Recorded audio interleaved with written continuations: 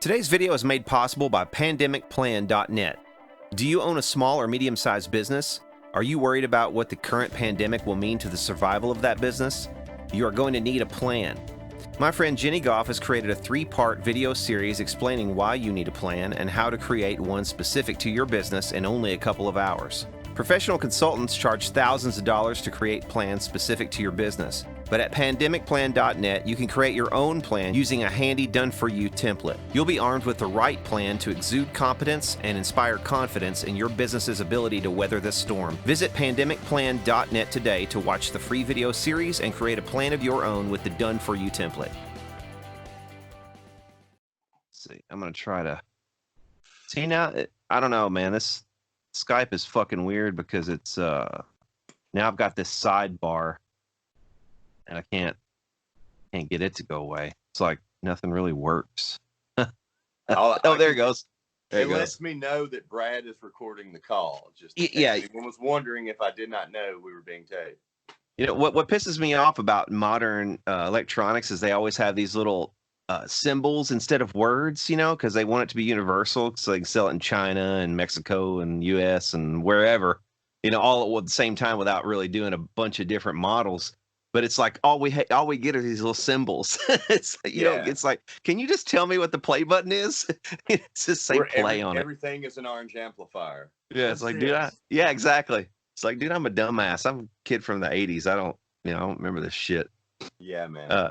But yeah, man. Okay, so one thing that we actually skipped over last time we were talking, and it's been a couple weeks. I think we talked end of March, right? Yeah, man. And I've been a yo-yo, a roller coaster of emotion. And a quick update, we have a sponsor for this spot now. I don't know how long this will last, but at least for the time being, we do have a sponsor. That's awesome. Yeah, I know it. How about that? Actually, somebody actually wanted to put their money to this shit. But no, I wanted to acknowledge her. She's a good friend of mine. Her name is Jenny, and she's got several different businesses, but this latest thing she's doing, she actually went to get one of those business loans, to keep her in one of her businesses, like afloat while this is all going on, and they asked her for a business plan like before they would give her a loan, and she thought, well, if they're doing this to me, they're probably going to be doing this to a bunch of people. Yeah. So she actually created this like fill in the blanks kind of do it yourself template thing that if you want to make a business plan for your business, like how you're going to get out through and then out of this COVID-19 thing for your business, that you can go check that out. Definitely, I urge everybody to check that out down in the description. It's a lot, and it looks expensive, but if you own a business and you had to hire somebody out to do something like that, to write a business plan, that would be, that'd be thousands of dollars. So what about, I don't know how up to date you've been. I know you're like me, we're gear sluts and news whores. Yeah. But it's easier to be a gear slut these days because the news is so. I don't care which news it is, man. It's all askew to me. I don't trust anybody. Like, everyone's got their good points and their bad points. That's just inhuman. So yeah, those things will only be magnified. But I just saw where all the small business money's already gone. I don't know if you saw. I didn't even see that. I didn't even see that. Yeah. So they're not doing the PPP loans or I don't want to misquote the money. I can pull it up here on my information box typewriter. Everybody should get one of these. They're really cool. It's amazing, isn't it? It's like Penny from Inspector Gadget. Everybody's got their little Penny from. That's what my wife calls it. Her little penny machine. Inspector Gadget. Don't pull this video. I'm gonna get you, Gadget, if it's the last thing I do. I always found it interesting that wasn't he mad? Wasn't that his name? I think that was the name of the organization. Yeah. Like, yeah. He had a cat, and Dr. Mothers Against Drunk. Yeah, he did have a cat. So did Gargamel too. Azrael. Like all the bad guys have cats. Yeah, they're all cat people. Yeah, I'm not really a pet person, especially after hearing pets can get it. How does a tiger get a test? That's what I want. You know what? I thought about that early on too, man, because I was like, well, all right, we've got this shit. We've got this whipped. My family's locked in. We're not seeing anybody. The kids aren't going out. Nobody's going anywhere. I'm not even going inside the stores. I'm like having the store people put the stuff in my car. And then I'm going home and I'm quarantining the actual food that I get. Like I take out the milk and the stuff that'll go off, wipe it down. But the stuff that's canned goods stayed in the car for like 10 days. Yeah. So, I mean, nothing. I was touching nothing. But then I got to thinking, I was like, that fucking dog, he's licking the neighbor's dog through the fence. I was like, they pet their dog. I pet my dog. Oh man, I was like, oh no, we're all gonna die.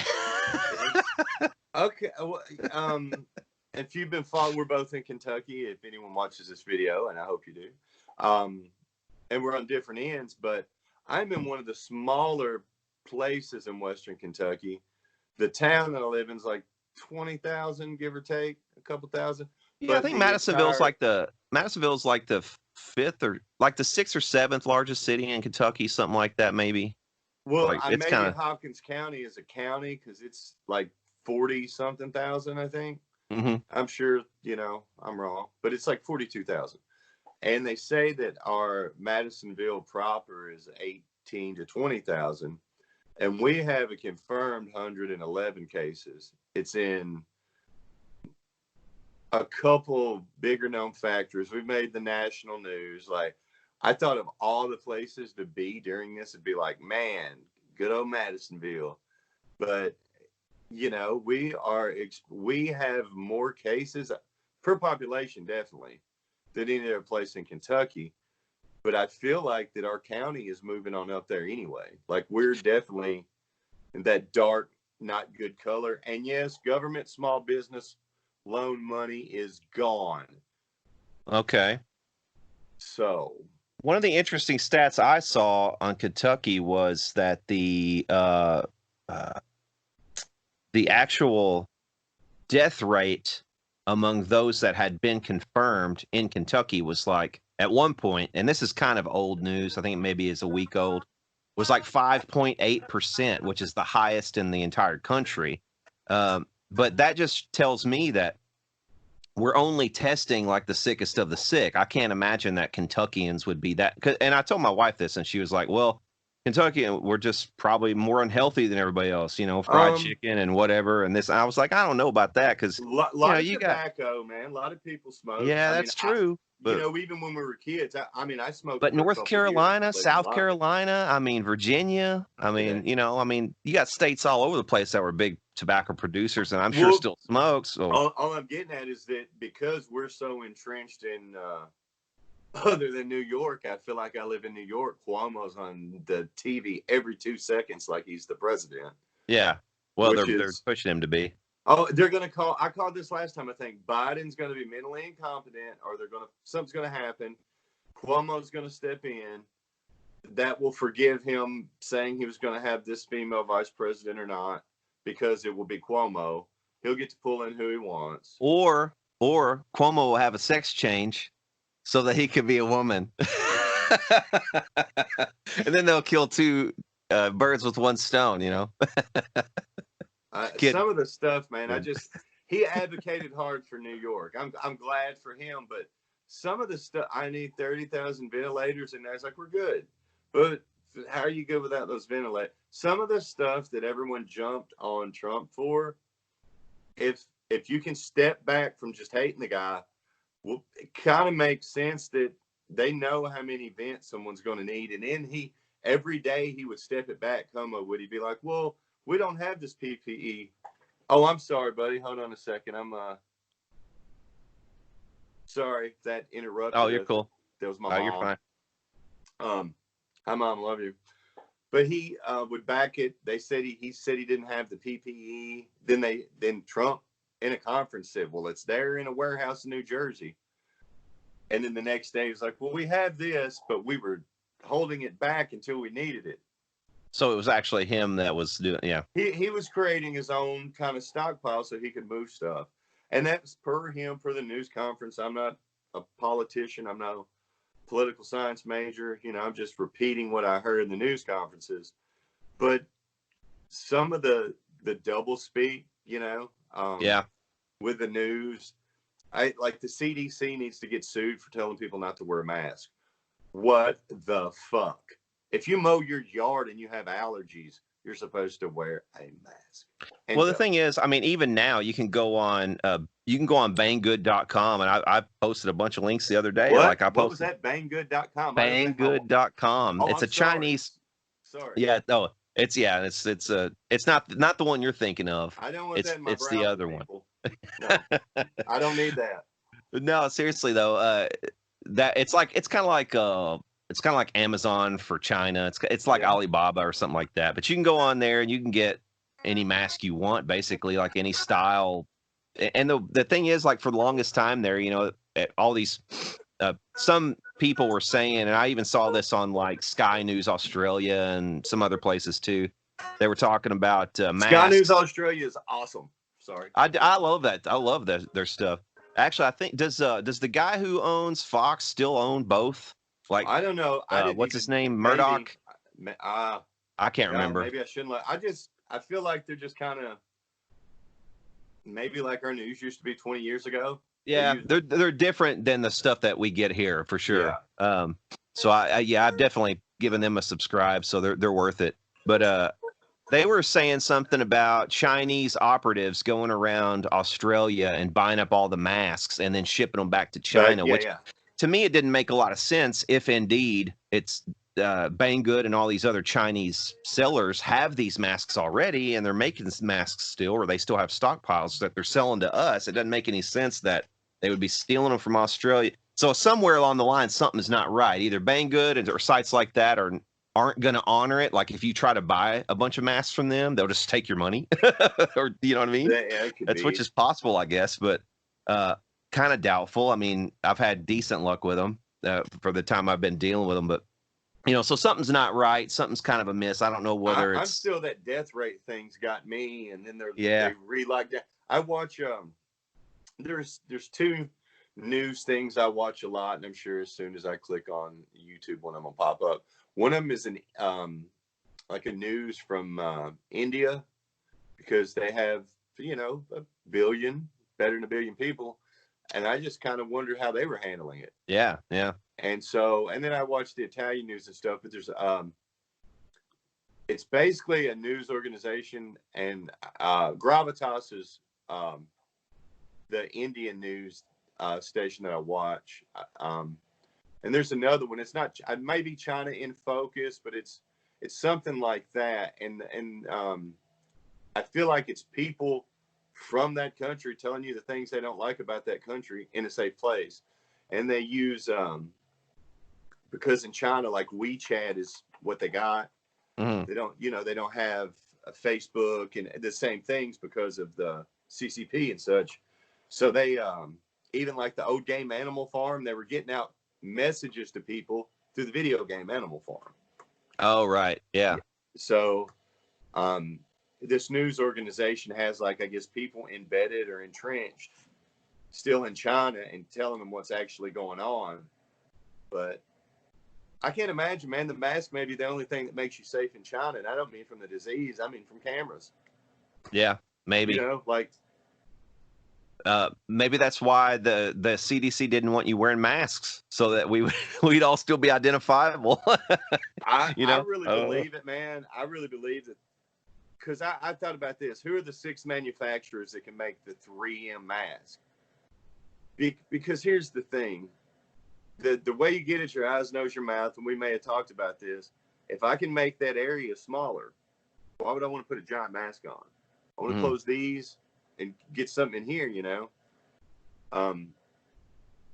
And so why do you need that much material? It seems like you could put in just a nose guard and a mouthpiece and then make the filter smaller instead of a giant filter. And that's what they did with these scuba mask rebreathers. Yeah. They printed some stuff off and put material in there. So I was getting back to the 6 people that can make them. I just wonder how embedded with like Honeywell and these other people that have the contracts, who owns them or controls their stock or whatever, because somebody's getting a lot of damn money from this. Oh man, here's the thing, and I kind of learned this in local politics, because when I was down in Evansville, they were trying to build that hotel, that convention hotel downtown. And it was like, the more you dug into that, you just sort of realized, okay, this politician came in, and the people who helped him get there, you know, the local unions of all stripes really were part of it. And then a bunch of other people too were part of it, helping him get elected. And then when he gets in, what does he try to do? He tries to basically spend a bunch of taxpayer money doing these useless projects, like turning the Robert Stadium site into a dog park, you know, doing there was actually an overpass walkway that he wanted to build right there, and they did build that. Like, spent like $3 million on it or something, and it went to nowhere. It went to nowhere, and it's like, what did you do this for? Oh, well, because we're also going to put that dog park in. But okay, well, why you put a dog park right there? It's like, why is that necessary? Why did you even tear down Roberts to begin with instead of selling it? You know what I mean? Man. So on a local level, you sort of get the idea, man. You start to learn how shit works if you get locally involved in politics. Like, I'm not even talking about national stuff, because that's so huge. It's like way out of our scope, you know, that's way above my pay grade, like national shit, international shit. I mean, we could speculate all we want, but at the end of the day, we're just two boys from fucking Kentucky, and that's what we should call this show, is Two Boys from Kentucky. Yeah. But speculation city. But seriously though, man, it's like on local politics, you start to see how shit works. Speculation city. But that mayor, you know, he was rewarding all the people who helped get him in office by getting them these contracts where they could build this stuff, you know, basically, whether it was useless or whether it was needed or not. He just wanted to spend a bunch of money. And that's what politicians love to do, is spend other people's money. And they do it in such a way that they reward cronies who helped them get there and are keeping them in office. That's just, you know, politics simplified. That's basically it. Man, I really had hoped, because I grew up watching wrestling. We were talking just now about Evansville, you know, Memphis wrestling. And Donald Trump is like a P.T. Barnum, Vince McMahon. Mm-hmm. I mean, he's not even real. He's a cartoon character. I get that aspect of him. Yeah. I still don't think he's a giant dumbass. Or he's got to be somewhat intelligent at something, or he wouldn't have. You know, you can say, well, he had this much money. I know guys that had money and blew all that shit, you know, and he's bankrupt. Somebody wants to do business with him for some reason, is all I'm saying. Yeah. So I was really hoping that I could really get behind some of the policies and stuff. But man, this guy just scares the shit out of me some days. Oh, like, man, dude. Scares the fuck out of me. My neighbor, whenever, you know, 2016 was going on, I was a Rand Paul guy, you know, because I'm more libertarian. So, I mean, he was my first choice. I would have preferred that he won it.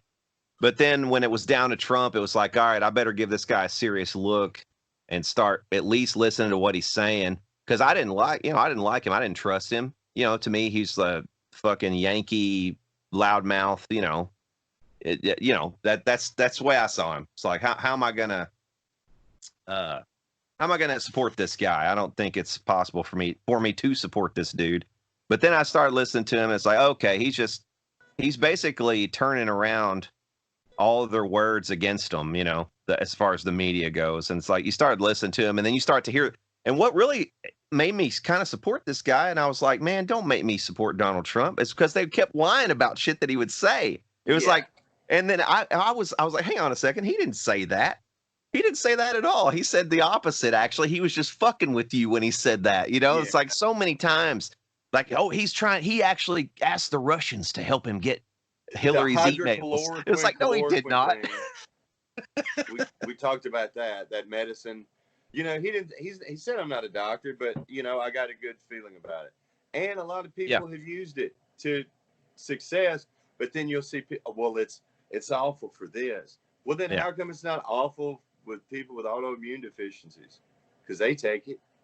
I'm going to share a link up on the screen right now for anybody who wants to go check it out. But as far as if you're interested in hydroxychloroquine, the efficacy and all that stuff, my wife works at a clinic that has ties to the University of Louisville, and they are circulating a protocols sheet that was developed by Brigham and Women's Hospital in Boston, Massachusetts. They're one of the most well-respected hospitals in the United States, and they have in their protocols an actual section that deals with hydroxychloroquine and how it can be used and how they're recommending its use given what they know. They have all the citations laid out for you, like to all of the papers that have been done, all the studies on it, for every step. If anybody's interested in that, I'll put links down in the description, and you can clearly see that, you know, this isn't quack medicine. This isn't what they're trying to paint it as. It's not like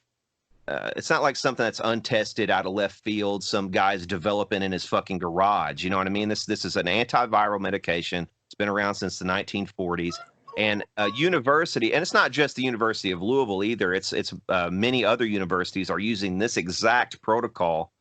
For the longest time, I couldn't even share this link on Facebook because they blocked it. I actually had to put spaces in there to even share it. But I guess they, you know, revamped the site, and maybe some people complained, but now you can actually post it to Facebook. But I'm going to post it down in the description if anybody wants to check that out. Definitely worth the read. There's just a bunch of stuff. I even saw like where it was Elon Musk. He said, "I can't believe CNN's still around." Did you see this? So I didn't see that one. He made a bunch of ventilators. Mm-hmm. He gave them to him, you know, and CNN reported that. Let me pull this up because this is pretty funny. CNN reported that he never made them. He didn't deliver them. It was a farce, you know. And I guess he basically had some, you know, it's Elon Musk. Like, if you're going to put all your fucking marbles in a wagon for Bill Gates, and you can't, you know, got to throw some marbles at this guy too. He's a fucking genius. So, yeah, I'm pretty sure the guy can make a ventilator. I'm just saying, if dumbass here could get a couple working mechanical ventilator prototypes up, if he can put a car, if he can put a car in Martian orbit and, you know, make a flamethrower. Yeah, I mean, he made a flamethrower, dude. I still want one of those, by the way. If anybody's, you know, holler if you got a flamethrower sitting around. Man, Aquanet and the lighter will. It's pretty awesome. It's true. Isn't that how they got the gremlins? Isn't that how they killed the gremlins finally? I think so. I can't remember for sure.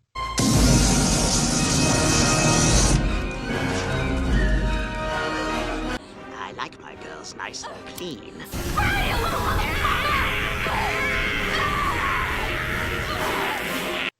Man, that's pretty Something intense like that. movie. If you watch it now and with your kids, you're like, oh god, this is whoa, hey. And it has taking over town. It has a little creepy Chinese dude in it, you know, who starts all the problems, and they multiply like viruses. It's like, and you know, after he stopped working there, I think he, you know, he got a job as an extra in Big Trouble in Little China. He did. That dude was that same Chinese dude was in a lot of '80s movies, as you know. Hey man, he did well for if himself. He wasn't even of Asian descent, like he was Italian, like something like that what dude, was the Indian. You're talking about the Indian, the cry, the People start pollution. People can stop it. He was not true, but I watched an episode of The Sopranos, and it was like, this guy's named this. That's like, you know what that else is? That's like what's his fucking face? That comedian, the Mexican comedian. You know what I'm talking about? He was always say beaners all the time. Who was that fucking guy? One?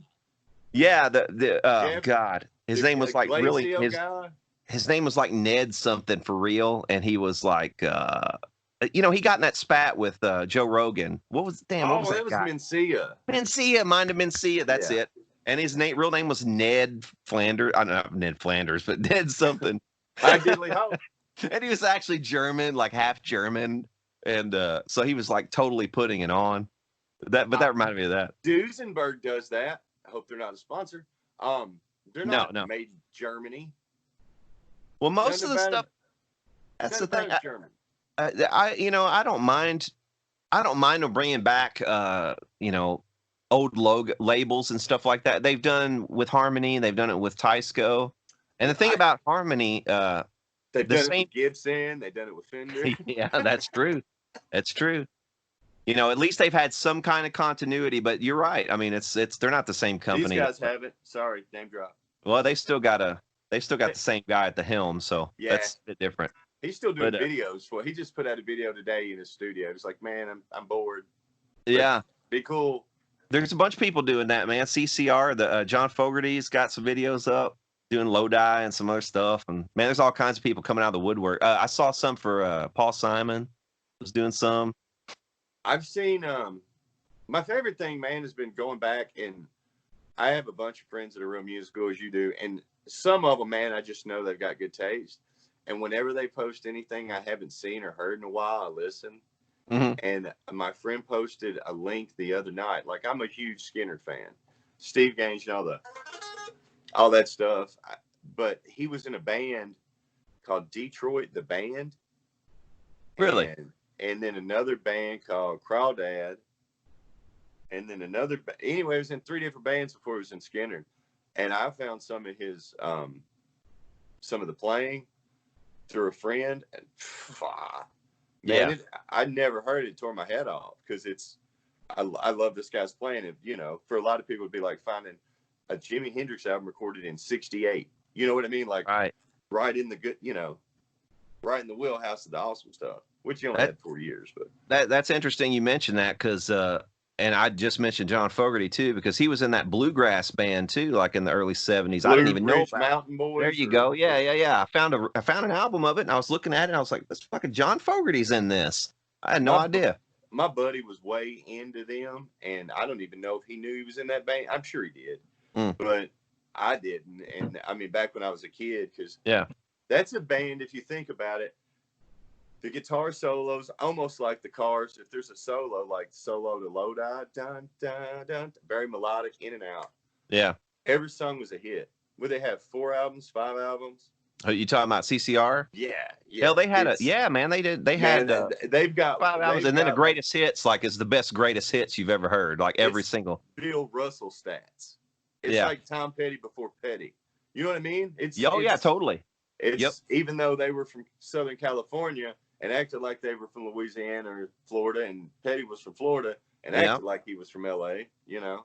That's interesting. There's a couple bands like that, man, that just couldn't go wrong, like early in their, you know, early, like Alabama was one of those bands too, like early in their history, man. Everything they put out was like gold, you know. You don't think about it, and I'm a huge closet country fan. Ronnie Millsap. I love Ronnie Millsap, dude. That motherfucker could 40 plus number. He's like he's like the John Stockton. What's his biggest one? His biggest song was Smoky Mountain Rain Keeps on Falling. Pure Love. He had Pure Love. He had Daydreams About Night Things. He had all those Stranger in My House, Stuck in the 50s. The Stranger in My House. Da-da. That was kind of late in his career, though, wasn't it? I can't remember. Yeah, well, I mean, that was video era, but he had all these videos too. Yeah. Plus all the early stuff. And I'm probably just a really nice guy, you know. Like you don't hear anyone telling, man, this guy was such a I hated Ronnie Millsap. Ronnie Millsap was a. Ronnie came in one night shooting up the place. Yeah. Yeah. He just pissed on the monitors after I did sound and said, "That's what I think of your engineering." Yeah, that's what I think of him. He had sex with my girlfriend. He did 2 ounces of blow and ate a whole fish. The only thing I remember is, like, they'd have to put a tow line down for him, because he runs around on stage and walks around and stuff, and the first 4 rows are always like, "Oh shit, we better catch him." And he's got a rail, like a tape or felt that he can feel with his foot. One of my best buddies in the world was born without eyesight, and same kind of thing, man. His echolocation and his knowing where he is in his own space. And, did he do clicks like? Oh yeah, kind of stuff. And, well, the first time I ever took him to his house, I was like, "Hey, Ricky, is this blue bag yours?" And he was like, "Fuck, you say it is." You know, like, sorry, Ricky. It's mine, Ricky. It's actually mine. But I just was so amazed, like, because when I moved to Nashville, him and his brother, I met them both, and Ricky and I just clicked. He performed at my wedding, man. He rode a Greyhound bus from Nashville to Hanson, Kentucky to come play my wedding. Like, the dude he's and just awesome. and blind. Could he see it all? No, nothing. Oh man. no. And it's interesting the things that matter to him as opposed to matter to me. And real interesting, and I hate to like mention people's names or anything. Ricky Godfrey, check him out. One of the best guitar players, my favorite singer. He's amazing. He's a Nashville guy. But I'll put a link down below. I stayed with him a little bit, and like I said, he was born without vision. And through him, I became acquainted with a guy that's pretty famous, Johnny Neal, organ player for the Allman Brothers, and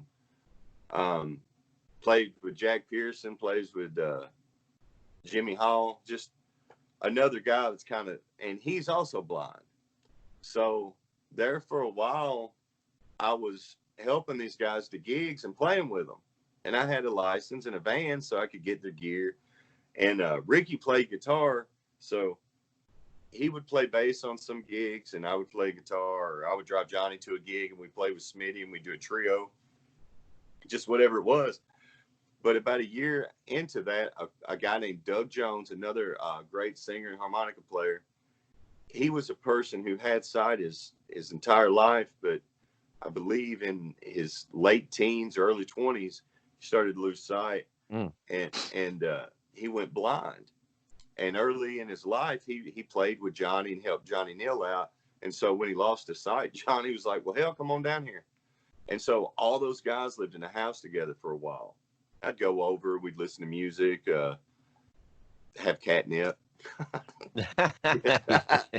you know. And I just remember one night we went to 3rd and Lindsley, this really great music venue down there. And Ricky and Johnny were with me, and those dudes didn't ask me one question. Kind of walked in a train. Ricky held this shoulder. We walked in. Once we were in, we were good. But Doug, our friend who could see, was so concerned with certain things like, where's the bar at? What way am I facing? Am I looking at this? And it was real interesting to me. Yeah. Just real interesting. They're all lovely, lovely people, and I was very glad to play music with all of them. That's got to kind of be the that's a real trip, like when you've had something and then lost it, something as dear to you as your sight. You know what I mean, or your hearing or something like that. Could you imagine like going deaf, like being fucking Beethoven or something, and going deaf, or like losing your sight and advanced, you know? Yeah, that would just be. I remember thinking, if as a young kid we had a psychology class, and one of the things was, would you choose to go deaf or blind? And it was easy for me. I was like blind. And a lot of people were, I'd rather be able to see. And as I've gotten older, I'm wearing glasses, and my hearing I have a little hearing damage. I mean, not a little, but a lot. Self-inflicted, self-inflicted, or? Yeah, definitely. And I tell you what, not knocking anybody, but me and my boy Tommy Stillwell got to playing together for a while, and god dang, we got loud, boy. Tommy's a hell of a player. He's a hell of a dude, man. We had a great time in Memphis this year, right before all this happened. We went. Did you go to Morgan Freeman? Did you go to Morgan Freeman's bar? No, I feel like that's in Mississippi. Is that Mississippi? I didn't know whether it was Memphis. So. Okay. We played Rum Boogie. We played the Orpheum. Tommy Stillwell and I played the Orpheum together with Jimmy and Corey. It was real cool. Right on. But yeah, Tommy and me play super loud, so I've lost some hearing, and I notice when I'm mixing and stuff, I'm like, is a tweeter blown in the speaker? It's not that, it's my ear. But definitely, if you had something and lost it, my sister has always had limited mobility, and when she was little, she had no mobility. We thought she had cerebral palsy. She didn't have a lot of muscle tone. And then through just, you know, her sheer will and my parents constantly messing with her, she got some movement back. We found out she didn't have cerebral palsy, that she had a thing called Prader-Willi, and my parents were able to really help her. But now she's losing a little more mobility as she ages. She'll be 40 this year. She's getting old as hell. That hell is old. We all are, man. Yeah. That's what I'm saying.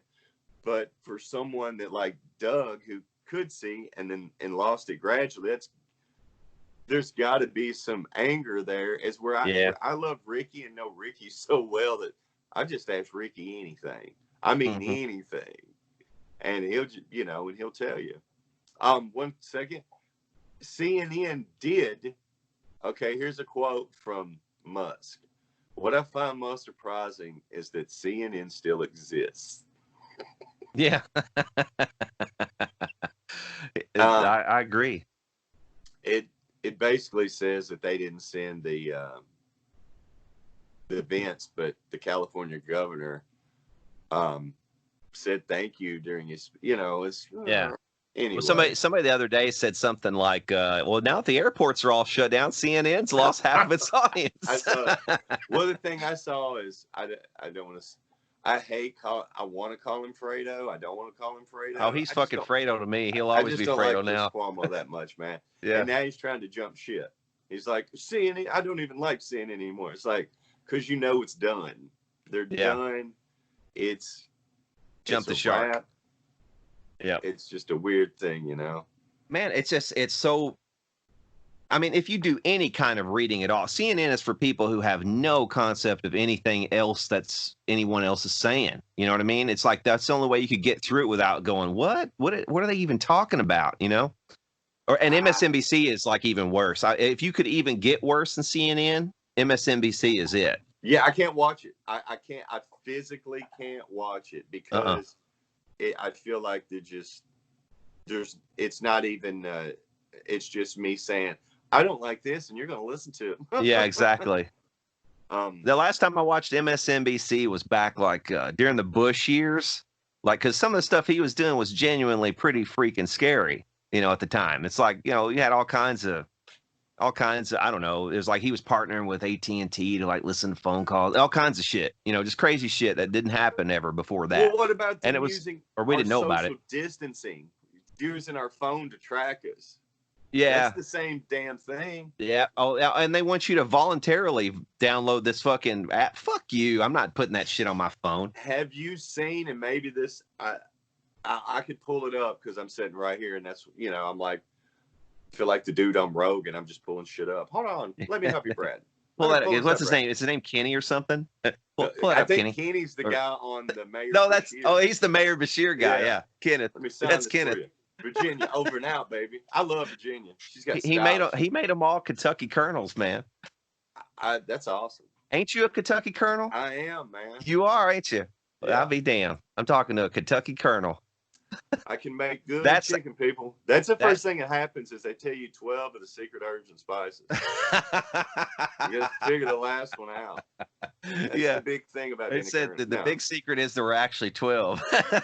Yeah, there's not a 13. Is that what it is? There's supposed to be 11. No, you said it says 11. I said the big secret is there's actually 12. Yeah, the 12th one is you. It's inside of you. It's inside of your heart. Namaste. Yeah. I love Yardbird. Man, KFC used to be, or Kentucky Fried Chicken was awesome. And then they did do you remember when they used, and I don't know if we'll get sued for saying the word Sweet Home Alabama because they're going copyright crazy. But just don't put the flag of the state up and we'll be all right. They changed Kentucky Fried Chicken to KFC, but they used the song Sweet Home Alabama in it. And it sounded exactly like the Kid Rock song. Yeah. Where he uses the Warren Zevon song and the Skinner song. But this was like 10 years prior. And I've looked everywhere on old commercials to find it. Because I remember it. You're going to like the new KFC. Dun, dun,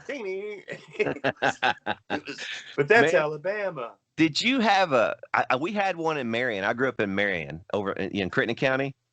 Did you have a Druthers growing up? Did you have Druthers over there? I used to go there when people cruised the mall and got hot chocolates with my Uncle Darren. Do you remember the song? Do you remember the you don't remember? I'd rather go to Druthers restaurant. When I want my druthers, I can choose from all the others, but I'd rather go to Druthers Restaurant. When I'm about to die for burgers or french fries, or a salad bar that's everything I want. It's true the Druthers fish is crispy and delicious. The chicken dinner's very elegant. For food that rivals Mother's. You can just forget the others. I'd rather go to Druthers Restaurant. I'd rather go to Druthers Restaurant. You remember that? No. Oh, but Andy Dandy Tail. Andy Dandy Tail was their mascot. As for Andy Dandy Tail at Brothers Restaurant. I remember that. There used to be Burger Queens, and then Yes. they like changed. I remember that too. Yeah. Yep. And it had a B. Wasn't there a B for a... Yeah, I do believe, and they became like Dairy Queens and Dairy. I don't remember. Yeah. You know what I got to thinking about the other day was, because you know everybody streams everything now, and I was thinking, do you remember that show Dream On? No, I don't think so. HBO. It was about a guy named Martin Tupper. He was a divorced dad with a kid, but he would always have flashbacks of TV shows. I remember something like that. His best friend was Eddie like Charles. I don't know. I'd have to look it up. Before like Larry Sanders came out. It came out in 90. So Yeah. we were fairly young then. What was it, like 11, 12? I think But I was probably watching a lot of Quantum Leap during that I time. love that show too. Well, the thing about Quantum Leap is that this guy would always jump into a spot. Remember The Hitchhiker on HBO?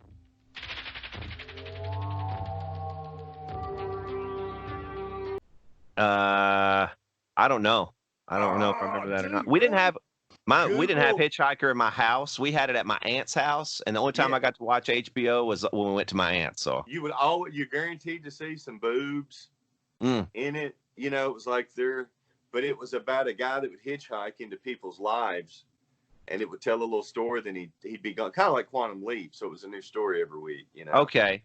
I do remember something like that. Man, you're bringing back all kinds of fucked up memories. Anyway, back on the subject that I wanted to talk about. One of the things I was the Mandela effect. Yeah, I was going to ask you about it a couple weeks back when we talked. You talked about NAMM. You talked about when you'd gone to NAMM, and we kind of skimmed over it. But there were a couple of companies there that were actually based in Wuhan. Depending on what you read, there's 8 strands, there's 3, there's 2. But they're saying that the people in California are doing so well. One, herd immunity. And the other thing is that they got a different strain. They actually got an early straight strain from Wuhan. Yeah. And that the New York got to be more virile and mean, I guess, because it went through Europe. And then got to New York. Right. So NAMM was like on the 17th or 16th through the 20th, somewhere in there. It's always, I think that second week or something in January, maybe the third week. But I was walking around with my buddy Nate. You may know Nate. He does some videoing for Phil McKnight. I'm sorry, Phil. Know your gear, dude. Right. And so Nate and him are friends. And is that same dude that goes on his show sometimes and talks? Or has a really long beard? I don't know. I can't remember. Super good guy. He works at PRS. Yes. Okay. But he and I were walking around NAMM together, man. We went down to that floor, and I know you don't get it this quick. I know that, so don't, troll me out. But I swear to God, man, we were down there. We walked around for another hour or so, and I got I thought I was gonna have pass out. And there wasn't that many people there either. It wasn't like Saturday or Sunday where it's fucking asses and elbows. And I didn't pay any attention because I wasn't paying attention to the virus before I went to NAMM. No one was talking about it. But everybody down on the floor, down on the escalator. And if you go to NAMM, there's the main floor. There's like PRS, FENDER, Taylor, Gibson, all these, and then there's the lower floor with like pedal makers and maybe some smaller brands that stores use to fill out their inventory. Yeah. And that's where the Wuhan shops were. Right. One of those is actually a brand called Eleka. They make Eleka stuff. They're based in Wuhan. And I think, isn't also Wuhan cymbals, aren't they made in Wuhan originally, maybe? I don't remember for sure. But there's a couple things, man. And even if not, because I've watched so much news and stuff, and they talk about looking at cell phone data, like after they knew they had it and they did nothing for like the 6 days, if I should have gone back there, but there's this 6 days that's in question with the WHO. And I think Donald Trump should stop giving the WHO money, because without Entwistle and Keith Moon, they're nothing. They've become nothing now. And also they're complaining about people pot smoking on the front row. I mean, the WHO, they've fuck those sons of bitches. You got me with that Roger Daltrey shit right there. Did you see that when he was like, he was like, fuck you because I fucking, he was like, oh man, he went off. I'd have been like, yeah, you can smoke it and it ain't gonna matter, right? Yeah. I was like, how far the mighty have fallen. Oh, why you got to bring down my teenage blaze lamp? Yeah, dude.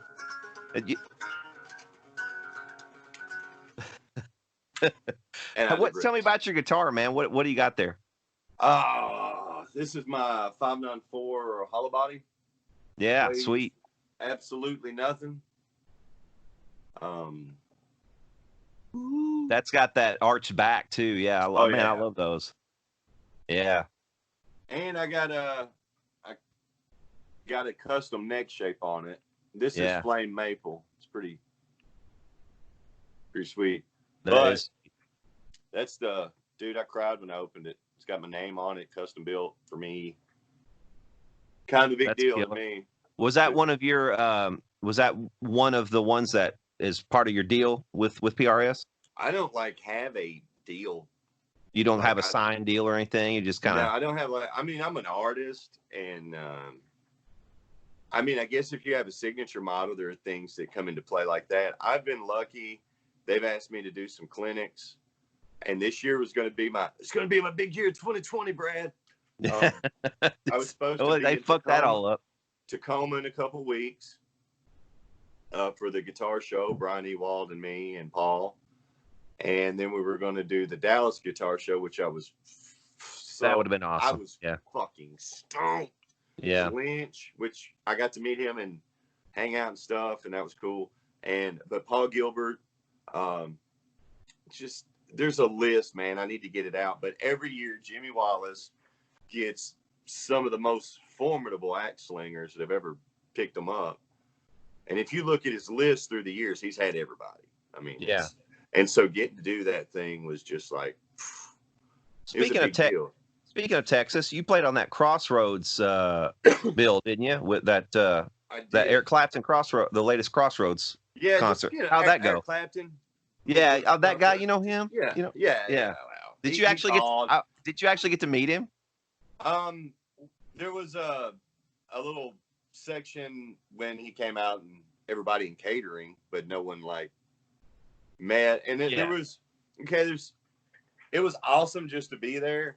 But before anyone's like, you weren't on the Clapton stage. I was on the Guitar Center outdoor stage, which was also the stage that Andy Timmons, who I love. I love that dude. Yeah, Eric Johnson, love. Arthur Mendez, who's hold on, I'm probably saying that wrong. Artur, he's a bad motherfucker. He was out there. We got to play. It was me, Brian, and Paul, but it was funny because we didn't have a band. And when we got out there, there's this big stage and it's got people's names over it. I thought we were doing it like a little meet and greet clinic, like a clinic thing. Yeah. Here's some guitars. You were up on a big stage. And when we got there, they were like, "No, you're up there." And this really happened. I kept going up to Paul and I'm like, "Paul, we're going up there with the band." And he's like, "No, we're not. We didn't rehearse. I'm not going up there. I'm not." I'm like, "Paul, we're going up there. I'm not going to get up there. You see that big stage? It's a waste. Make an ass of myself talking." Yeah. I said, "Man, I can get a band together." And he said, "How are you going to get a band?" So when he said, "How are you going to get a band together?" It's like, all right, he's caving. He's caving. Yeah. He said, "How are you going to get a band together?" It's like, it's Texas. We know people. Yeah. And he was like, "You're never going to get them passes for today." And I was like, "Oh shit, he's right. I'm never going to get them crossroad passes because So a friend of mine, Jacob, his band was there, and he played. Jacob Bruce Thornton, and he was at the pre-show party the night before playing, and I was hanging out with, name drop, out my foot, Marcus King. And oh yeah, he's cool too. Dude, yeah, fuck. He's got a lot of soul. Dude, at Crossroads, he blew it up. He was the, for me, man, he was the surprise. I mean, he had to play in between Frampton and Beck. Huh. Yeah. And Frampton came out, and I mean, it was very emotional. Him and Eric Clapton played together, and they never got to do that. And you could see it was like, you know, he's teared up. Got to play While My Guitar Gently Weeps with Eric Clapton, you know, at Crossroads. And he's been ill, and it's I heard about that. Yeah, that's culmination of a lot of things. And so, man, I was all in it. I was goddamn right. Yeah, it's and like, then Marcus King played, man, and it split my head open. Yeah. And then Jeff, I was like, there's no way anyone's coming out now. And then Jeff Beck came out, played 3 songs, and it was incredible. And then Johnny Depp came out, and so the pace was off for me a little bit, I got to admit, because I was like, 21 Jump Street, just hopped up here with Jeff Beck, and Peter Frampton has never gotten to play with Eric Clapton until tonight. Like, I couldn't make those two things gel in my head, but Johnny Depp was cool. Real nice guy. He's a Kentucky dude. I will say he gets a lot of flack, but I don't give a damn. I mean, you know what? I think it's cool that somebody like of his caliber, he wants to do something else, and he just starts fucking doing something else. It's like, now I just want to fucking rock the fuck out. You know what I mean? I have nothing against that. I think he's always played guitar. I mean, even back in, like, what was the Open? Is that the 90s? He played that character in the video of Tom Petty, but he's a Kentucky dude. He's from Owensboro. Owensboro. Yeah. And man, more power to you, brother. Yep. And we're all good. We're all that good looking from Kentucky. Oh yeah, every one of Clooney. Us. Yeah. Yeah. France. All of us. Lindsay. All of us. So so you didn't get to meet who all did you actually get to meet? Who was like the biggest?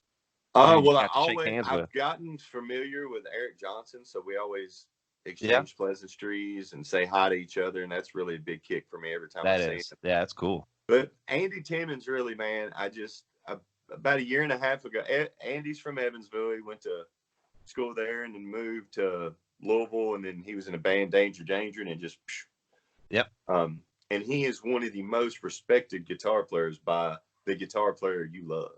His guitar teacher, Ron, used to come in our store all the time. Used to come in More Music every week. You know Ron? Do you know him? I don't know. What's his name? Ron. What was his last name? Ron. Starts with a P, I believe. Ron something or other. Damn it, can't remember it. But the reason he came in, he had written a book on jazz like chords that was like the book that all the students around there had to get, because they were all the teachers were using it there in Evansville, and so he would come in to check whether or not his stock was low on his book, and he would hang out. But that was Andy Timmons' teacher. Andy, we played. I met him a few years ago, but then at the Dallas Guitar Show a couple years ago, we hung out and talked a lot, and we were talking about the same people and just kind of laughing. And he was like, the next time I'm in Evansville, I don't have a band. You want to play? It's like, you mean use my band and me come out and watch you? He's like, no, you want to play? And I was like, yeah. So he and I did a gig together. And so when I found out he was going to be in Dallas, we chummed around a whole lot. I really like him. He's a real funny guy. And I just try to absorb knowledge whenever I'm around him. Not like, I don't ask him guitar questions. Anytime he plays though, man, I do have, and I'll share it with you and personally, but I sat on the side of the stage when he played Bohemian Rhapsody. And I just sat there like this at his feet, with my jaw like on the stage riser, Yeah. And then I did the same thing at Crossroads. He was playing a Beatles tune to Strawberry Fields. Yeah, and he did that whole album of Beatles stuff. Yeah. He's exceptional. There was just the Peterson Brothers, which is a really up and coming group from Austin. Just a lot of people, man. It's weird because once I got involved with PRS, Paul is really one of my, I'd say, good friend. I talk to him probably once a week, if not more. And we don't just talk guitar either. Like, we know each other's families, and it's just, you know, we talk. And so that's he seems like a real down to earth kind of guy. It's, you know, from what I've heard of everybody that knows him. I mean, I always say this: Paul is an interesting bunch of guys, because he's so smart, and there's some things you can talk to him about and just feel like maybe I shouldn't talk to him about this. Like, I remember talking to him about the action on my guitar. I'm like, "Oh, Paul, I hate to bother you. What do you think?" You know, it's like he just does it. There was another guy that came in. We were in the studio working on some songs, and a guy came in to do some work and basically trade some engineering work and editing work for some amp work. And Paul went right over to this Marshall amp this kid just bought off GC and got sent to him. And without a schematic or anything, just, you know, in like 20 minutes, it was like, here you go. And I was like, damn, what'd you pay for that amp? The dude's like, man, I paid $200 for that thing. I was like, shit. Paul's just, and he's got digital harmonics. He also works with Johns Hopkins and is always doing benefits and music camps and stuff for Maryland. And just a great dude, man. I feel really blessed to call him a friend, and I've been playing their guitar since '97. So does that one have the smaller heel on the back? This one? Yeah. That's what I like about I like the ones with the smaller heels. I've got a couple of them. My CE has got a small real small heel. Actually, it's smaller than that. Then it's got to be before 93. No, this one's like a 2005, but it's a real small heel. I don't know how I got one that late. What? But yeah, I had. You remember that 88 that I had that one time I brought to you? It was white. Yeah, remember that white one? Yeah, that one I sold, but that one had the smallest heel I've ever seen on a PRS. It was like nothing almost. Now, but this one's only barely bigger, the one that I've got now, my CE. But now, the CEs are larger, most definitely, because they go all the way under the front pickup. And now that green guitar, I don't know if it's a CE. Mm-hmm. These are both 594s. I have two of these. They're kind of like sisters. Yeah. But this one's solid. And this one has a patterned vintage neck, but this has the wide fat neck from the 90s. Because this has the neck off of my green one. But the guys that work there, the first time I was ever there, we were talking about my CE. One of the guys looked at it and goes, "That's the old factory." And the other guy immediately said, "No, because it's this year." And he said 95 was the year before that. That's when they went to CNC, I believe. Yeah, that's when the factory moved to, I'm pretty sure. Or they built a bigger part. Right. Is yours CNC, your green one? My green one's a 97. Okay, so it's post CNC era. Yeah. And I have a 2000. The one thing I'll say, man, and I have literally between clinics and people bringing me their guitars to play. Weird thing, man. It's like if you ever play a guitar and people have that kind of guitar, after they get it set up or something, they may want you to play it to validate their setup, you know? Yeah. So a lot of people will be like, "Hey, man, check this guitar out."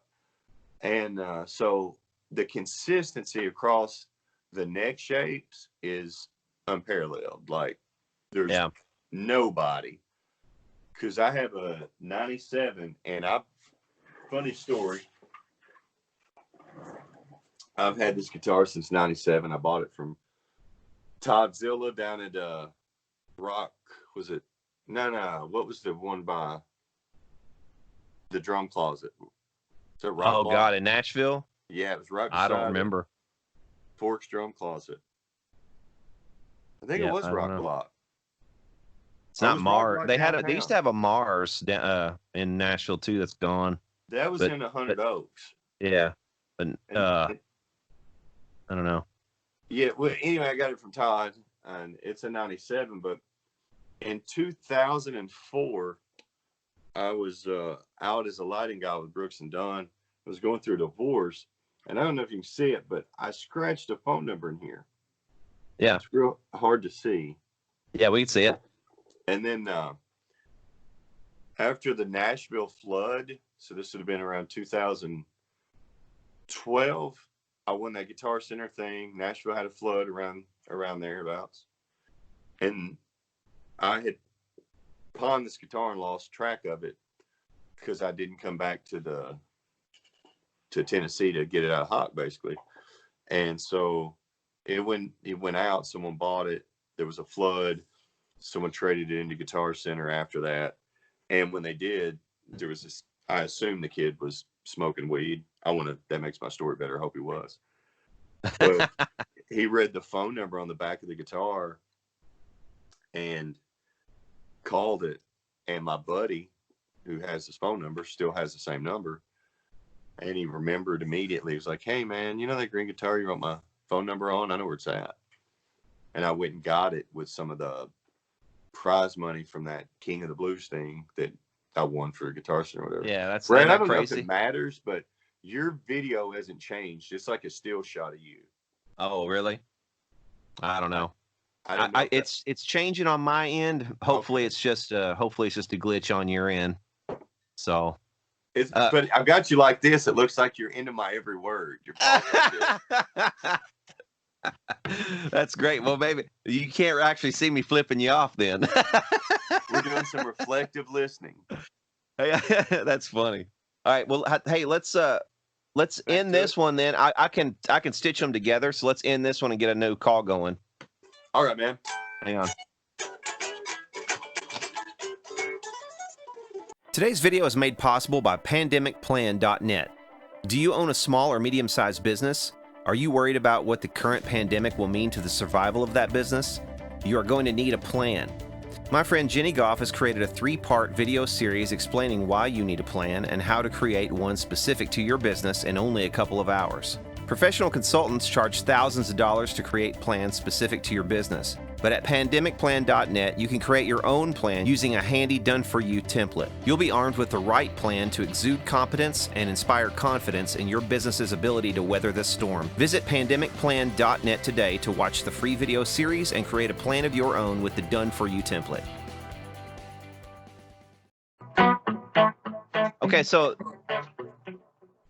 Okay, so sorry, we had a little glitch there. But yeah, the end of your story was basically you got this guitar back after how many years? Like 8 years or something? Yeah. That's pretty cool. It's awesome. It's my favorite guitar. Hold on one second. Hold that thought. I want to show you my PRS, my CE, because I've got a small heel on mine. Brad, you've never been a small heel.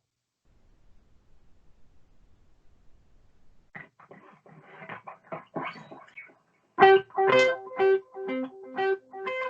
don't know how this is going to come across, but you can see. Oh, it's a 24 fret. Yeah, it's a 20. Yeah, it's a 24. That pushes it back a little bit. See this? That would be why then. Yeah, I guess that's why. But that's a small. To me, that's a small heel right there. I can reach way the fuck up on that. Well, for PRS, that is shorter than mine. Yeah. At some point, and I remember specifically asking Paul this, and one of those times where I just was talking about where it felt like, you're bothering me, kid. You know what I mean? Right. But someone said it had something to do with Ted McCarty. What do you mean? Oh, like the tin-on, the size of the tin-on that goes up under the... when they started getting involved with each other is when that neck changed. Oh, okay. And all the good Les Pauls, or what people call, I mean, they're great Les Pauls of every era, I guess. I don't know. I was never a real fan. Right. But the long tenon is what people want. And I even know in the... Sorry. With their authentic gear they've had the last couple of years saying it was long tin, and if people took the pickup out, some of them were, some of them weren't. So Yeah, I just don't know, man. That 88 that I had was probably the most comfortable neck on any guitar that I remember. This thing's real comfortable too because it's just been worn. That is going to be a wide thin, or what might be called a pattern thin, depending on the year. Yeah, this is a real comfortable neck. I bet it's real close to the one that you've got. This is a 24 frets. Generally, I think they thought guys were going to be blazing on them, so they gave them the wide thins, and the 22s, generally speaking, have what's called a wide fat. Okay. And I don't think they're big at all. It feels to me like if you ever were a guy that played like off the shelf Mexican Strats or Teles, they're like small C. Yeah. It's in that ballpark. I like it a lot. I always thought that I hate using, but the wizard necks of the 90s, like when you and I grew up, like blazing. Yeah. We were doing all the speed. I mean, speed playing. We weren't doing speed. It's bad for you. Well, my stepdad had a real nice RG from the late 80s. It was like an 87 RG or something like that. That was real fucking thin. It was and it was a very comfortable. What's that? The Gambili one was like super thin. That it had he had his own model. And it was wepa thin. It's like a saber. I don't know if you've seen it. You know who Herman Lee is? Oh yeah. Herman Lee's got a PRS. I thought he was in Ibanez. When did he do PRS? I'll send you some photos. I was talking to him at NAMM and ran into him with my friend Nate I was talking about. See, this is one of those Ibanez's. Yeah, yeah. With what year is that one? I don't know. It was in a bag, in a closet. I wish I had my stepdad's RG that he had. Like I said, it was an 87 or something like that. And man, it was a super nice guitar. It really was. Those Wizard 2 necks were pretty cool. But that's before the pandemic. I was lucky enough to go down the slide at Sweetwater. I did a PRS thing there and was demoing basically the new line of guitars from NAMM for some of the people that sell them, but may not even play guitar, or they may play guitar and they need to know, selling points or features about them. Yeah. So I was playing the 594 S2 and the 594 S2 thin line. That thin line is sick. It's got a thin neck on it, similar to that, but it's got the smaller scale 24.594, which is slightly smaller than 24.75, Right. But Paul swears that every good Les Paul he ever played or measured was that scale length. Yeah, it's just a real real comfortable neck. This one is I don't know. Maybe you can tell me. What's the first serial number? Here, you could. It's a C. It's got a 2. Does that mean it's a second? I can't remember on PRS. No. The first number is the year. It is okay. 2002. Okay, so I've got CE2 3645 here, and there's a 2 out here on its own. I don't know if that means second or not. No. That's PRS. It doesn't. No, okay. They don't put out seconds, so I didn't think. I've never seen one. I mean, and if the only thing, maybe if they had a body that didn't turn out they could paint it or something, then you would know. But they don't put out a lot of guitars, man. I think that's because as big as Gibson and Fender are, PRS is number 3, but they're nowhere near that size. They're way down. The list in manpower and just guitars produced. So they spend a lot more time on your guitar. Right. I mean, I've been to the factory countless times now for different stuff. And I mean, everybody there is a player or an artist of some sort, either a graphic artist, illustrator, paint, like the people that do all the private stock, the crazy woodworking and designing, they're artists. Yeah, that's nuts. Some of the stuff that they do is crazy. It really is. They went to visual art school and maybe got out of school and was like, what am I going to do? And ended up there. And Paul, man, if you're good at anything, Paul will watch you do it. I don't care what it is. If you're like good at edging a yard, he will sit down and be like, I did that. I mean, I don't care what it is. He does. He's serial learner. Sounds like. He's real interesting that way, man. Yeah. Yeah. He's got that. I don't know if that's the business that you mentioned a minute ago, but that's the one. I think that's the one where he does like all the digital stuff, like the health related. Yeah, him and his dad was a mathematician for the Navy. Mm-hmm. And Paul's dad was also a polio survivor. I don't know if they write a lot about that or whatnot. So I think all Paul's family members are doctors. His sister's a doctor. I think, his family are doctors. Right. In fact, Paul's like you're not a doctor. That he gets that. His sister was ribbing him one day. It was so funny. I have a bigger qualification than you. Yeah. I've got more degrees than you. But they're just funny. They were ribbing each other. It was kind of funny to see, brother and sister go at it. But he does that, and he gave away a patent to be able to X-ray into the hull of ships. You can Google this and correct me or whatever, but it was definitely for that reason. And from that, they're getting way off into the medical field for doing X-rays that use basically, a tenth of what it would take, and then also using audio and digital ways to input into you and get information back. I'm going to be honest, I don't understand it. I'm not very bright. Well, there was something that he was developed that was like recovering. It was going to be used for forensics, like for photography, forensic photography or something, I think, where they were going to basically fill in information and also in audio too, audio and visual, I think. Well, I know that is implied but isn't there. You know what I mean? It's like implied, so they kind of fill in the blanks kind of thing. He was all into that, apparently, I think. There was some way him and his dad did it when he was a kid. They took a keyboard and wired it up, and basically if they hit a key, it would subtract. They could basically get a recording almost down to multi-track, is the way he described it to me. Yeah. Oh, that's what it. Yeah, that. Audio. Right. And that's what I had assumed that, Rick Beato and channels like that, when they isolate down some of those older recordings, I didn't know that they actually had access to some of the older recordings. They pay with the tracks to the stems, right. Yeah.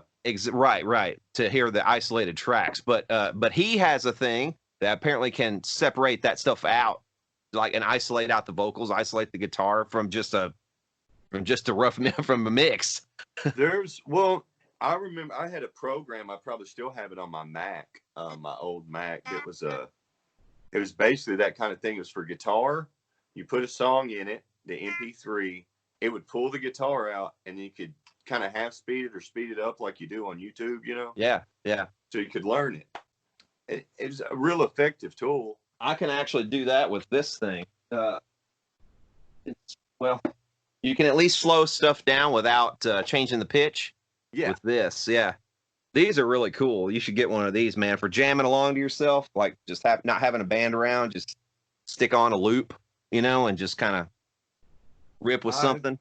I've been since I've gotten all my stuff down here, I've got a Logic rig and have started demoing stuff here, and then if I get so much stuff together, then I go to pause and record it. But when I was at NAMM, the main reason was I had a meeting with a guy, and it was a good meeting. And he was like, there's some of the stuff that I heard you play that maybe I could get on a soundtrack. How would you feel about, getting sync money? And I was like, sync money sounds like mailbox money. Let's do that. And so that's one thing that during this time, the pandemic, I've spent so much time in the garden, getting my generator going, making sure I do normal stuff with my 4 kids. I had 4 kids, so I got to spend a little time with each one of them, as well as together. And my wife's job is just crazy, right? If you're a teacher, my heart is out to you. My hat's off to you. They spend so much money of their own, like a lot of times, man, getting stuff for the, getting stuff. There's just no protocol for this. Just imagine the school board calling you going, hey, you're an essential worker, but you're working from home, but you got to get a hold of 30 people. Okay. Yep. And then you have to make these packets and get them to, it's not like everyone comes to school and you hand them out. It's a big learning curve. I think actually once this is all over with, there are going to be a lot of things that change for people. I think a lot of people are going to decide, I don't like my current career. I want to do something more in tune with, like if I come to die, for instance, I don't want to discover I haven't lived kind of scenario. And I want to do the thing that I love now, I think there's going to be a lot of that. I think there's going to be a lot of like not going back to the way things were. Like maybe we'll have schools with like, part of the learning curriculum will be home-based learning or something, that would be cool. Like if they would give kids like more, I don't know. I think a lot of it has to do with them not wanting to do that. Has to do with kids having to eat, and a lot of kids who don't eat, they eat it. I was going to say that a lot of kids, the safest place for some kids is at school. Is at school. That's right. And they're not getting abused and stuff, Hey, you're at school 8 hours a day. You get home, maybe your parent ain't there until 5. You can sneak away, eat, and go to bed. I mean, I had friends that grew up kind of rough, and I remember like they would plan their day around stuff like that. Yeah. Like, I know Dad's getting paid today, and he's gonna come home, and that kind of shit. So, nothing like that ever happened to me. It was pretty. I got to rule the roost, man. I'd be like, I need this now, Dad. I need a cheeseburger. I ain't eating no beans and taters. I want McDonald's. But no, just it's so weird for so many reasons. And I watched the governor, and I dig him. I respect him. If you can sit there during that speech, you're killing babies. Open it up. Open it. Like the dude just mic drop. Like he was so composed. And I don't have a vagina, and so I'm not going to weigh in on the moral issue of abortion, right? Because I don't have a vagina. If you're married to the lady and whatever, and then you talk to her about it. I don't know. I mean, that could be a video for another day. That's a whole can of worms. Right. I'm not saying I agree with it. One thing I do agree with, as far as the protesters, what they were saying was, I'm to the point where I'm about ready to open shit back up, even if we do it slowly, whatever. But I think, man, the data is just it's fucked. I think the data is fudged on the numerator and the denominator. I think the number of deaths, which goes on in the numerator on top that you divide to get the death rate. Those are fudged because they're counting people, man. Anybody who has COVID-19 and it just happens to die at the time, which is how many people usually die in a typical month? I mean, it's going to be millions of people die in a typical month. So you're going to have a lot of those who test positive for COVID. It's elevated top 3 killer of Americans right now. Yeah. 3 or 2. So, but everything else is askew, because if you jump out of an airplane, without a parachute and you hit the ground, but you test positive for COVID. Right. I don't know if it's that in depth, but I do know from my wife, like I said, she works at a clinic, so I know a little bit about how coding and stuff works, because if you deal at any paying bills, just medical bills anyway, that when things are coded a certain way, the insurance company won't pay for it. But if they just tweak a little code, if they tweak a little code and if they code you the right way, then they'll pay all of it, so it's like, what they're doing is they're screwing with the codes so they get that federal money that will come NCOF. In. There's no claim on file. You'll have to come back. But so that, that gives them an incentive to list as many people as they possibly can as having died from COVID because they're going to get all the money from that. The federal aid. So, right.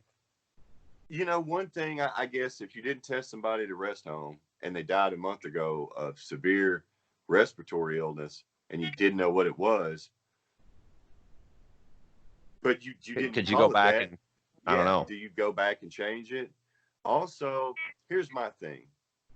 I've seen, being a knucklehead musician, I'm non-essential. So I watch a lot of news, and one of the things I saw was concerts aren't coming back till 2021. Yeah, that's why. That's what kind of set me off too. I was like, I don't think so. So then I was like, well, you know, a lot of my bigger dates or festival dates, that means that's a wash. It's so maybe bar gigs. So then when I look at the government plan or the president's plan to let governors decide what they want their states to do. Basically the opening up is not bars and stuff. It's a few businesses and maybe church. Mm-hmm. And then the second wave is still not bar. You know, it's like they have waves of turning on the faucet. I'm hearing that analogy now all the time. Well, as a libertarian, there's some things I object to. I would object to any kind of litmus test, like where you have to take you have to get blood drawn or you have to get some kind of test in order to get out of your house. I disagree with any of that kind of Did you see where they had the drone that could detect temp? Yeah. There's some of that, because you can't tell somebody. That becomes a weird thing. My wife and I were talking about, what do they do? Tell you have to move to this state till this is gone. Mm-hmm. And this is my thing here. Bill Gates says can't do anything till we have a vaccine, right? I have that he has for sale because we don't have a vaccine for Ebola, right? Yeah. All right. Oh, I think we actually developed one the last time that Ebola. Didn't we develop a vaccine for Ebola? I don't know. I'll check that. But I know we didn't get SARS-1. Right. Okay, here's the other thing, too, that gets me that I've not heard anybody specify.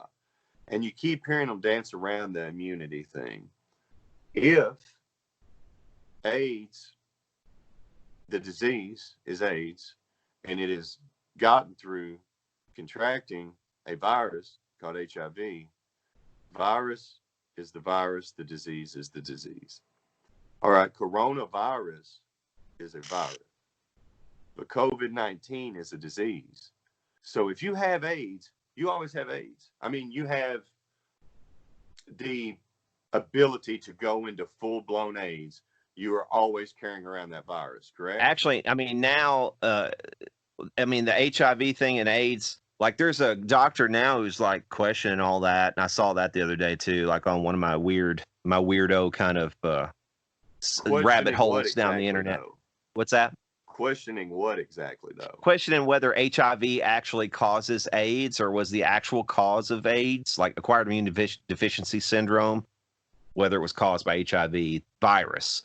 So I don't know. I don't know anything about any of that. Well, I don't even pretend to. But as far as the Ebola, just to straighten out the Ebola, I'm reading here the first, this is December 19th, 2019, first FDA-approved vaccine for the prevention of Ebola virus. So they just made a vaccine like late last year. The Ebola thing, was that 2006?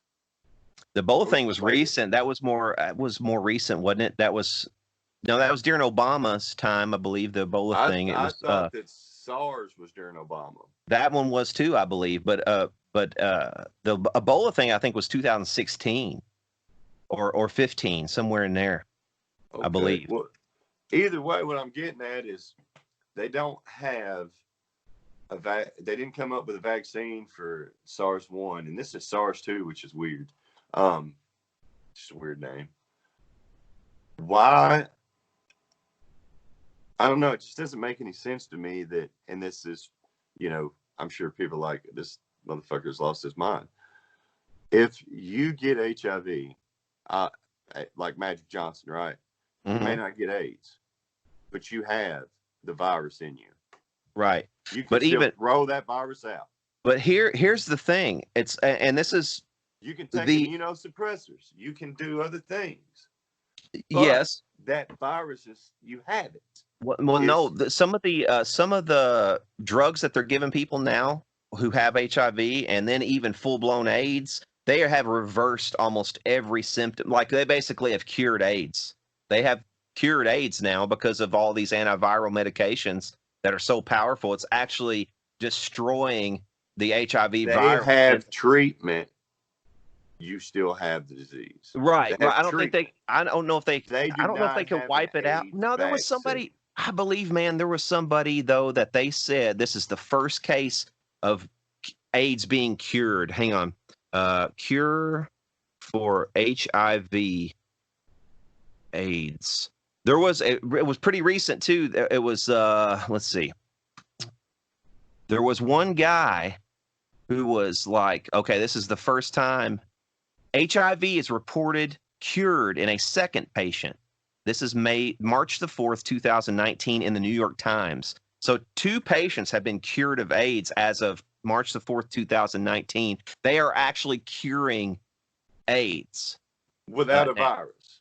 I mean, well, let's see. Just for the second time since the epidemic began, a patient appears to have been cured of infection with HIV, the virus that causes AIDS. So they have cured them of the HIV infection. There is no HIV virus. Yes. Okay. And so they've killed it. And that's the thing that gives me hope, man. And it's not only the drugs that they're using. When did AIDS come antiviral around? Man, these antiviral drugs, dude, they've fucking, and this again, you know, they came out with an Ebola vaccine when it hit the US. When they could sell it to a bunch of people who could actually afford it, then they get a vaccine. You know what I mean? It seems a bit suspicious, but okay. They had Ebola since the 70s I'm or just something, saying right? That I remember being a kid and living through the Ryan White stuff because we lived by Indiana. I'm in Kentucky. And not understanding it because I was a little kid, it wasn't right. But no one had any information. I remember like watching a Donahue. Remember Donahue? I used to love Donahue. Oh, yeah, I remember Donahue. He's still around. Married over his head. Way to go, Isn't Donahue. He is still around, I believe. He does like, I can't remember. Anyway, go ahead. I just always dug his show. It just seemed like an intelligent guy. He could argue both ways. Plus, wasn't Guar on there one time? Wasn't Guar on Donahue? I remember... No, that was Geraldo that Peter Chris was on. There was a guy pretending to be Peter. No, it was Donahue. Was it Donahue? There was a homeless guy that was saying he was Peter Chris. And I vaguely remember that. He brought them both on together. Yeah. Oh, yeah. Yeah, I think I do remember that. No shit. Yeah. This is a blast from the past talking to you, dude, because we have all these weird ass. You take them both in there. You have the facts of life. Facts of life. Joe Polish. You remember coming home and watching like Nickelodeon after school? Did you do that? Yeah. I always watched, honestly, man, I had an aunt that lived right by my school. And if I ran, I got to school like 2:30, 2:35 if I was a walker. I could make it to her house by 2:40. And there was a show that used to come on called The Hard and Heavy. It was like Headbangers Ball at 2:30 to 3. Wow. I don't remember that one. I think it may even been that weird guy that like the Podfather. What's his name? The Swedish guy that was on MTV with the hair, leather jacket. Oh, jeez. You're talking about yeah, I know what you're talking about. He looked like he was, I don't know, like you said, Swedish. Yes, he definitely was. And I can't. God, what was that dude's name? I know, big blonde hair. Yeah. Big blonde hair, always wore like a jacket. Leather jacket. Yeah. And he was always with Downtown Julie Brown. I know who you're talking about. I can't think of his name. I don't know. Anyway, one of the things I was going to say before we got off on vaccines and stuff. I'm sorry. So, no, the antivirals, man, that's what kind of gives me hope that I think they're going to wipe this out pretty easily if they just give it a chance. The hydroxychloroquine stuff that they're doing, and also those AIDS medications that have basically wiped out HIV in a lot of patients. You know, they're testing those with this too, and having a lot of the same success, wiping it out like within days. And they keep saying things. They keep going on and saying though, man, the media is like, it's just anecdotal evidence. It's not real. It's not. You're giving them false hope and all this shit. It's like, well, they don't have time for real scientific tests that do peer review and take months to study something. We don't have time for that shit. You got to check it on 50 or so people and see, is it curing people or is it fucking killing them? It's not killing anybody because we already understand the side effects since the 1940s of hydroxychloroquine, at least. And it's not like, and they know the exact dosages. Like I said, man, you guys can check out that link that I said that has the protocols that hospital put out that's being used by a lot of universities. And it's showing the exact dosages even to give the patients. It's saying, okay, at this dosage, it's not going to give you these side effects if you just use it for this length of time. The main side effects that they're concerned with hydroxychloroquine happen whenever you've been on a regimen of it for a long time, like stuff like maybe going blind or like having. They use it for lupus. They use it for lupus. They use it for rheumatoid arthritis. Yeah. I think several other little things too that it's good for, and malaria. But the thing and I've been really on the respiratory kick on this is because of the vent stuff. Is what they're saying that a lot of people that go on the vent don't come off the vent, and that they're saying that the vents are killing people. Like some of the people that they've put on vents, like they shouldn't have. Possibly. The peak pressures aren't. They're having to keep them on so long at like maximum pressures that it's hard for their body to ever recreate that tidal volume. Right. That same protocol sheet that I pointed to has all of that stuff too. It's like it's basically the COVID-19 treatment protocol from start to finish. Like if you are in a hospital and you're a doctor or a physician or even a nurse or whatever, if you're the person on the front line treating this patient, if you follow these protocols, you have a good chance of getting this patient out of the woods and keeping yourself safe at the same time. This is the protocol for COVID-19. And it includes hydroxychloroquine. It includes like all of the Zithromax. It includes all of that and exactly what dosages to use and exactly when and what the risks are. And it's got all the citations. You can read all of it. That's what irritates me is because I saw it on French news before I ever saw it here. Yep. France 24 has been real good. Did you subscribe to that channel on YouTube? Which is it? France 24. They've got some good stuff. And it seems pretty unbiased as far as it's not state owned or something. It seems, like they actually go out and try to find real news. I don't know if that is the case because I don't know a lot about France, but it seems like France 24 is pretty decent. But they had this report that was Algeria, the country Algeria, actually did a study too on hydroxychloroquine, and they found out 97% effective in the patients that they studied. So China in Focus is that other news that I watch. I don't know if that's the same one. I subscribe to one that's and they have a thing, second outbreak coming. Okay, here's another thing on gravitas right now. India received 50,000 pieces of faulty PPE from China. That might be why China has PPE for sale. Like it might be faulty or might be, They kept the good and sold the other. I don't know. Maybe. Or it could be tainted. They could be giving us some other fucked up. Do you remember the other day we were talking and I said, hey, if it can only live this long on this, then why wouldn't you just throw away the mask? And I said, my buddy said the same thing. Yeah. 2 days later, there was a thing. It's like, can't do that. It lives on mask for 4 years. Not really, but.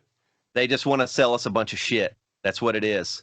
They want to sell us a vaccine. And they don't want us to have good shit. No. They want you to give your good shit to a nurse or doctor because they're on the front line to understand. But if everybody had decent PPE and wore it, then it couldn't escape me to get to you. Dude, the bottom line to me, man, is this is all. It's not the virus is not fake. It's a real virus. Oh, I can't say because I don't know how it was released or who released it. Although now they're even saying, even the government officially is saying it might have come from that fucking lab. And remember when that was just a fucking conspiracy theory? Oh yeah, Yahoo News posted. Yeah, but now even the fucking Joint Chiefs of Staff are coming out and saying, we think that it might have come from that lab.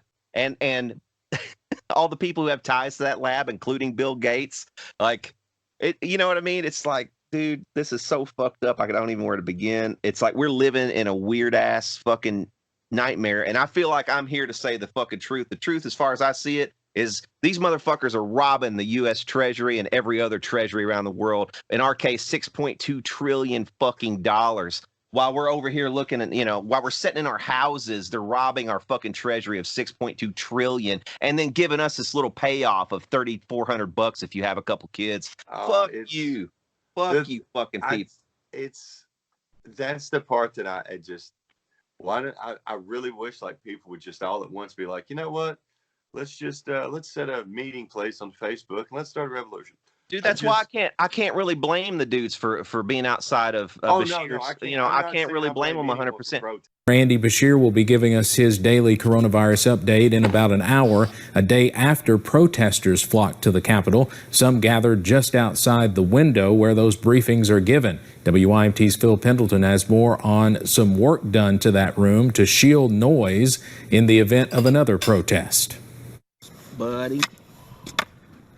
The state capitol lawn blocked off with yellow caution tape, barricades placed on the portico, and insulation in the window of State Capitol Room 110. Second exciting announcement is that after this happened Wednesday, protesters gathered on the portico to make their voices and complaints heard even more. There's no way small businesses are going to overcome this, no matter how much money you pump into the economy. John Kemper was among the dozens protesting rules to keep small businesses closed in the wake of the pandemic. So let people vote with their dollars rather than having one size fits all. There's places out in rural Kentucky, they don't have any cases. So why are we one-size-fits-all clamp down? Protesters started their gathering on the Capitol lawn, then moved to the portico and got very loud, just as the governor was announcing Wednesday's deaths. Because today we've got a report that we have lost 7 more people to the coronavirus. Governor Beshear acknowledged the protesters, but says reopening Kentucky too early will lead to a lot more deaths. He spoke to political editor Bill Bryant via Skype Thursday. And yes, we had a couple dozen people that don't think the coronavirus is real or think that we should just accept a certain death toll. I don't agree. Beshear says protests will be allowed, but they must be done differently from now on. We're going to provide an opportunity in a drive-in type style for those that want to protest. Beshear says they can't allow for large groups to gather even on the Capitol grounds and violate the CDC guidelines. Governor Beshear says he believes the number of people upset is very small compared to the majority who are united in what they are doing to protect people. And we've just learned from Dr. Stephen Stack, he's released a statement on Facebook saying the protesters, if there are any more, will have to remain in their cars. We're told there will be drive-in and a drive-through on the top floor of the Capitol parking garage. Protesters will have to stay in their cars in designated parking spots and follow CDC recommendations. But I get what you're saying, like, huddling together and all that shit.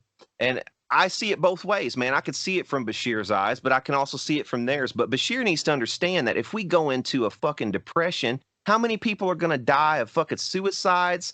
People who are not going to be malnourished, because they don't have enough money to eat. All the kids who are going to be abused because their dad now is an alcoholic or a drug addict. All the bad shit that comes along with living in times of depression is what we need to think about avoiding now. This virus is a speck on a camel's ass compared to what a worldwide depression could be. I share the view that like you got to have an economy, but as someone who is not essential, as I discussed, it's easy for me to sit back and be like, well, I have a simple means, and I feel like I could live off the stuff I grow and still pay my measly mortgage.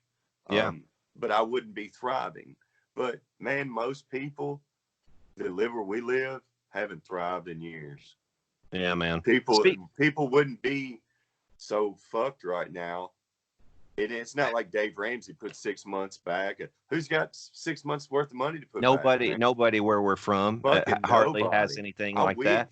You had to, man, the only people who had that kind of money when I went to school were people whose parents and their grandparents, they had legacy money. You know what I mean? Yeah. They had been in local politics for their parents had or whatever. They owned land and farms, and they owned, No, the coal miners, they were like just the ones getting by paycheck to paycheck. No, I knew a couple guys that actually owned coal mines. Owned coal mines. Yeah. Oh, yeah. Yeah. That's a different, that's a different level. You know, like having an airplane and shit. And you're like, man, I hope we get free lunch. You know, like, but if you were born in Western Kentucky and you didn't have land and your parents weren't like lawyers, or they weren't a doctor or dentist or something like that, you're going to have a hard row to hoe probably in your life. Agriculture or a factory. We have Carhartt, and Carhartt's making PPE. That's cool. When did they start that? I think I heard about that. No, I heard about that actually. I did hear about that.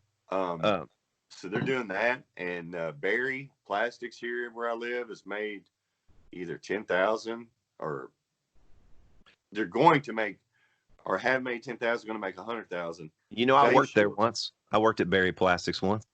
The deal with them though is that they're going to guarantee it gets to Hopkins County first. The other thing, what about Kroger, man? Kroger's dude, I went into Kroger the other day. The first time I actually went in to Kroger, and I was just like, what?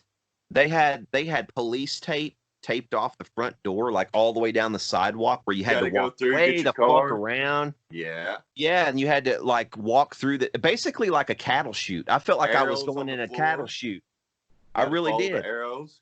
Yeah. We didn't have the arrows yet, where you had to go a certain way. I didn't see it. What I'm getting at is we're the hardest hit county, I guess. And we're getting, Kroger is donating all of the COVID testing. Kroger and another partner. But see, that's the thing too. It's like, you know, they're testing the places with the highest death counts first, but they really need to do it in a scientific fashion so that we know the actual death rate for this virus. Because if we got rid of all selection bias in the process of distributing these tests, and we said, okay, we're going to take a population like they did in Iceland, that's the only almost scientific testing of an entire population that I've seen so far is Iceland. And you know what they found in Iceland? Half of the people who tested positive for COVID-19 had no symptoms at all. So you're leaving off, you know, a massive. Let's say that translates onto the U.S. population. So half of the people who could potentially get it would have no symptoms at all. So you erase half of the symptoms. You're going to effectively lower the death rate by half immediately. Then you're going to get all these people who come out of the woodwork. Well, I had some symptoms, but I only coughed a little bit, and you know, I didn't have to go to the hospital. It's going to lower it even more. And then you've got all the situation of the numerator, where you've got all the deaths being misreported. Pretty soon you find out this thing that we thought was 3.4% death rate is now like maybe 0.5 if we're lucky percent death rate. And it's like on the order of just a fucking really bad flu. You know what I mean? Like remember when everybody was saying it's just a fucking flu? And I even was like, man, this ain't just no fucking flu. This is like 3.4% death rate. And it makes intelligent people get behind the shit that they're doing. You know what I mean? When you see it, and it's like, dude, this is going to kill 2 million people. You know, that was he said it was going to kill anywhere from saying like 150 to 200,000 people, and I was just like, now they're down to 60. Now they're down to 60,000. And not to sound cold or callous, I believe 20,000 Americans so far died from this. I don't know. There are 9 people in Hopkins County, and that is a large number where I'm from. But comparatively, in the figure of numbers, not lives, there are a much higher number up there. Right. But that's why I am where I am right now. Like personally, I'm just to the point where not that I'm ready to, you know, turn everything back on with a switch, but I think I'm just now entering the mental phase where I'm like, okay, they've overestimated the death rate significantly to the point where now it's looking like it's sub 1%. And it's looking more and more to me like my spidey sense is going, and it's like, man, these motherfuckers are stealing $6.2 trillion while they're keeping me inside with this fucking fear and giving me a little fucking handout. Like, here, Brad, shut the fuck up with this $3,400. I can't figure that out myself. We're in you know debt, what I mean? But we came up with this money for this stimulus, but we're only going to be closed for this time. We've been closed 2 weeks. Yeah, and you know what? I even put Trump in this too, man, because I think he was blindsided by it, but he's going along with it, and I don't think he's saying much about it. I think he's all for giving on the money too. Let's just fucking dole out money to whoever, I guess. I wish they dole out some to my broke ass. Well, I mean, the thing is, even on the low side, and I'm sorry to bombard you, Bosco. I'm a fucking man. This shit gets pinned up, man. Well, I mean, who else do you have to talk to? I don't. Nobody. Nobody. That's why I hope a lot of people are in the comments, man. If you got something that's on your mind, fucking say it now or forever hold your peace. But man, they basically increased the national debt of the United States it was like $22 trillion before this. Now add 6.2 trillion onto that at the worst case scenario. And what's that percentage? I mean, that's like fucking, they've added like 30% onto the goddamn national debt. I think of all time. Do you think Donald's going to pay him back? Do you really? And that's the other thing. No. That's the other thing too, because at some point this is all going to come to a head, because the only thing that can erase a national debt like we have is war. That's the only thing that erases that level of debt, because war has a way of erasing things like populations, memories, debts, all that kind of shit. Kind of gets. Entire countries. Yes, entire countries, when things get fucking redrawn. Yeah. That's the bigger fear for me, is when you raise to this level of debt, and a lot of our debt is to places like China, who don't particularly like us and have a completely different ideology, just like the Soviet Union did. You know what I mean? Back in the day, you run the real risk, the very real fucking risk of getting in a collision course with these fucking people, the people that you owe this money to, that you can never pay back. Well, it goes back to that book, Unrestricted War. There's no way that, like, militarily, the current, or even currently for the next so many years, that anyone's fucking with us. But economically, we can be destroyed, and that's kind of what's happening. Yeah.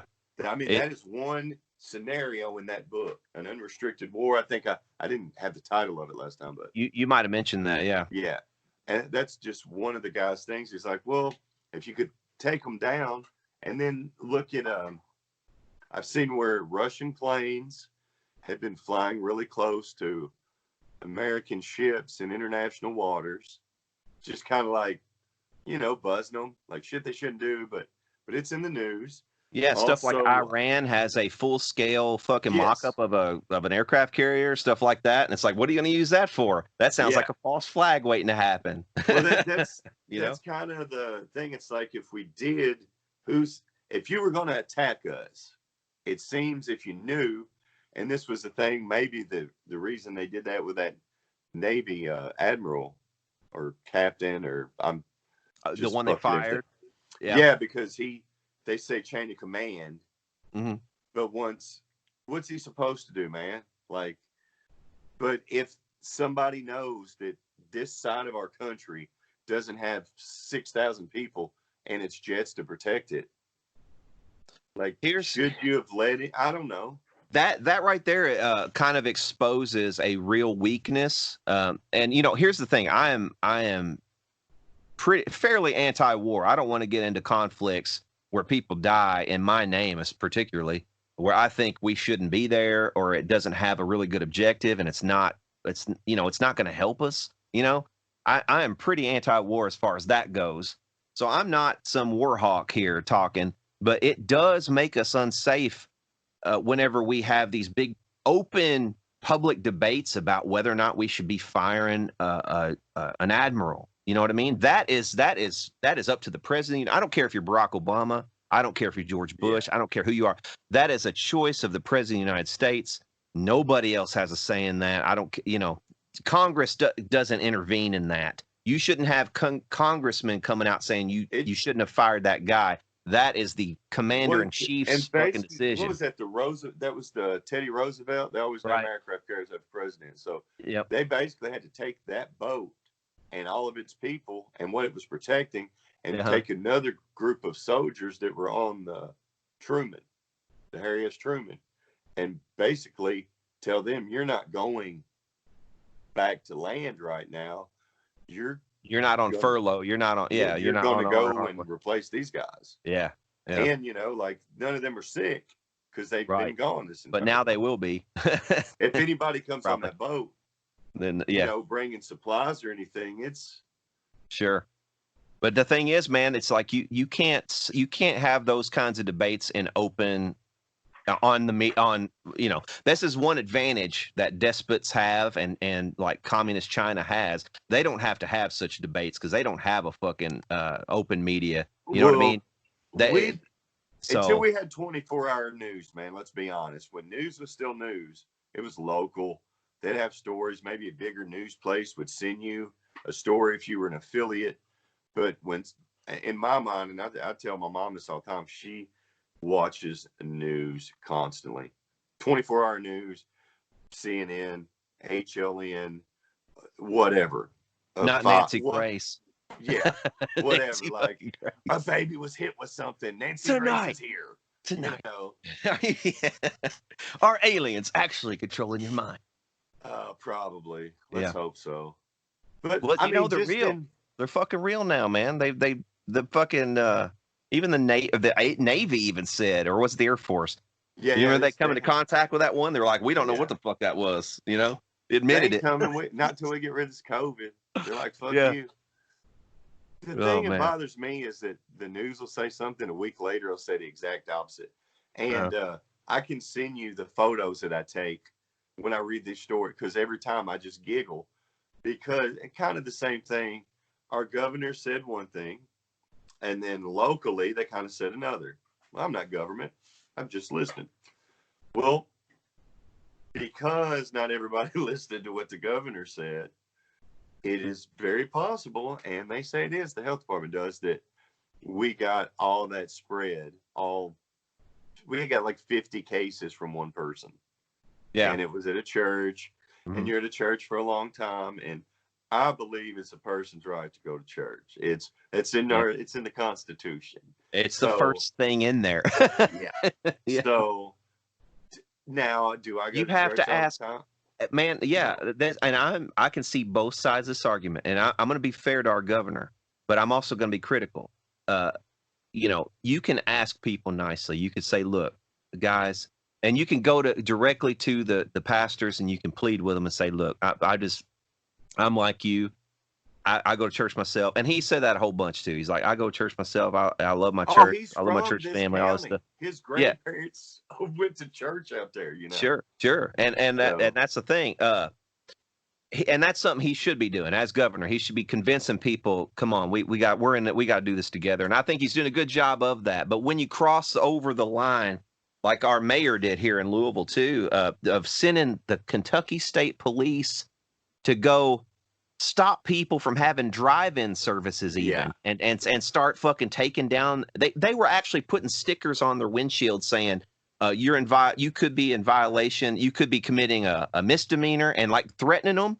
That's a clear violation of the, you know that lawyers are sharpening their axes like around the country wanting to get a piece of this because they're going to get whacked. And the taxpayers of Kentucky are going to have to pay a massive civil rights lawsuit.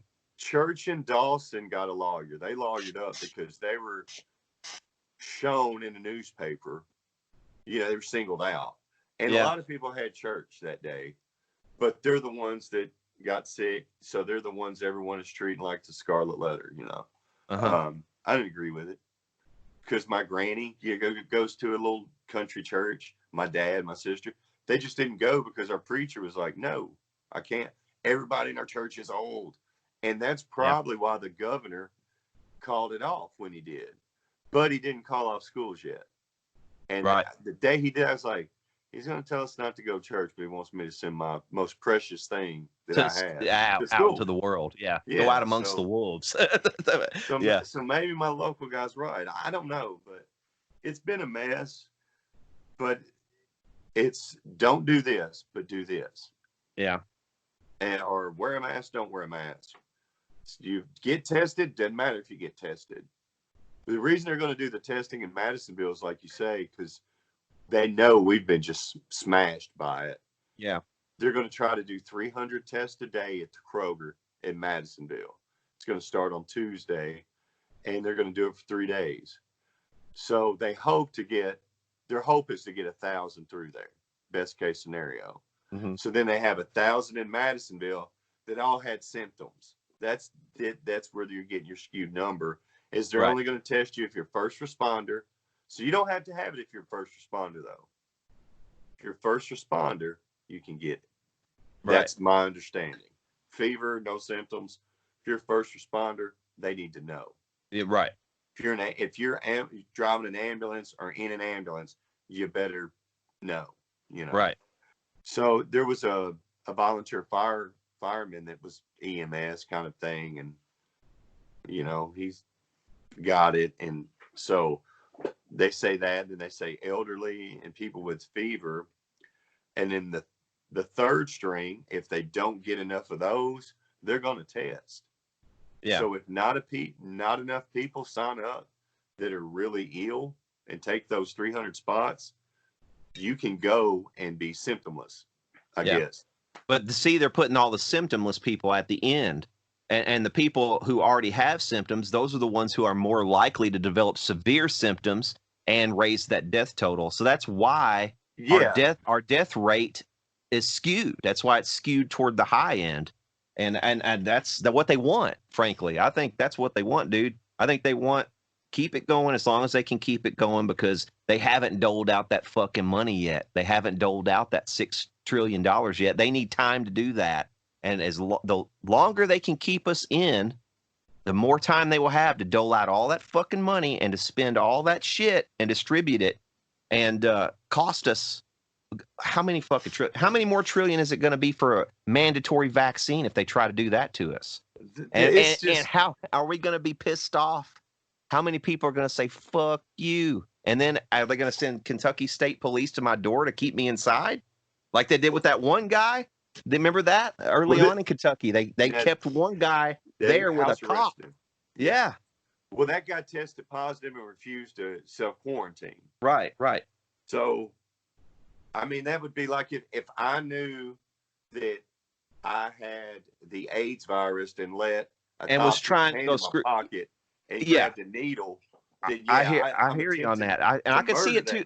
Sure, I could see it both ways. And but one of the things I think even California, they lifted a restriction like that. People with AIDS, like they used to. If you knew you had AIDS and you were like sleeping around with people, you could be actually sued and stuff. I think they actually stopped that in California, where you can't be sued. Do you remember the band Badlands? That's the reason you'll never see anything about that band. Ray Gillian. I remember that. Yeah, I remember that. I don't know. I just know the story is, he was. He's a fucking good-looking rock star singer, dude. So had lots of chicks and dudes, and he was just both spreading or whatever. I don't know. Yeah, I think it was both. The best I remember, and he was spreading it around to everybody. He probably was sticking his dick in light sockets. I mean, whatever. Like you do. Yeah, whatever, man. Helps with the vocal cords, man. Show me the wood pile. Well, listen, Bosco, man. We are 2 hours into this. I think it's probably anything. We didn't accomplish a goddamn thing. But that's par for the course around here. Like I said, man, I'm a yo-yo. I'm with it, and I want to go get everything going. But then I'm like, if this stuff is serious, and it is, and it's here, and we're not hit our spike yet, even though we have this many people, I'm watching it go through my community. I mean, I really am day by day looking at my friends list on social media or Instagram and reading some posts that irritate me and some that don't. And then the next day, the person that irritated me won't irritate me. And I'll makes a hell of a lot of sense now, suddenly. Yeah, I know. And Same here. I mentioned this before. My dad and I got a huge argument when all this started. And I was listening to these doctors. It was like, it's nothing. It's a common cold. That Dr. Drew Pinsky guy, listening to that. I remember that. Yeah. Oh, it's going to be nothing. Yeah. And my dad looked right at me and goes, how do they know it's going to be nothing? They can't compare it to anything because it's never happened. Yeah. My dad got me with that. Like I was comparing it to the flu. He goes, "How you know the flu happens every year? This shit ain't never happened before." Yeah, it's different. Like, damn. Yeah. So I agree with him on that 100%.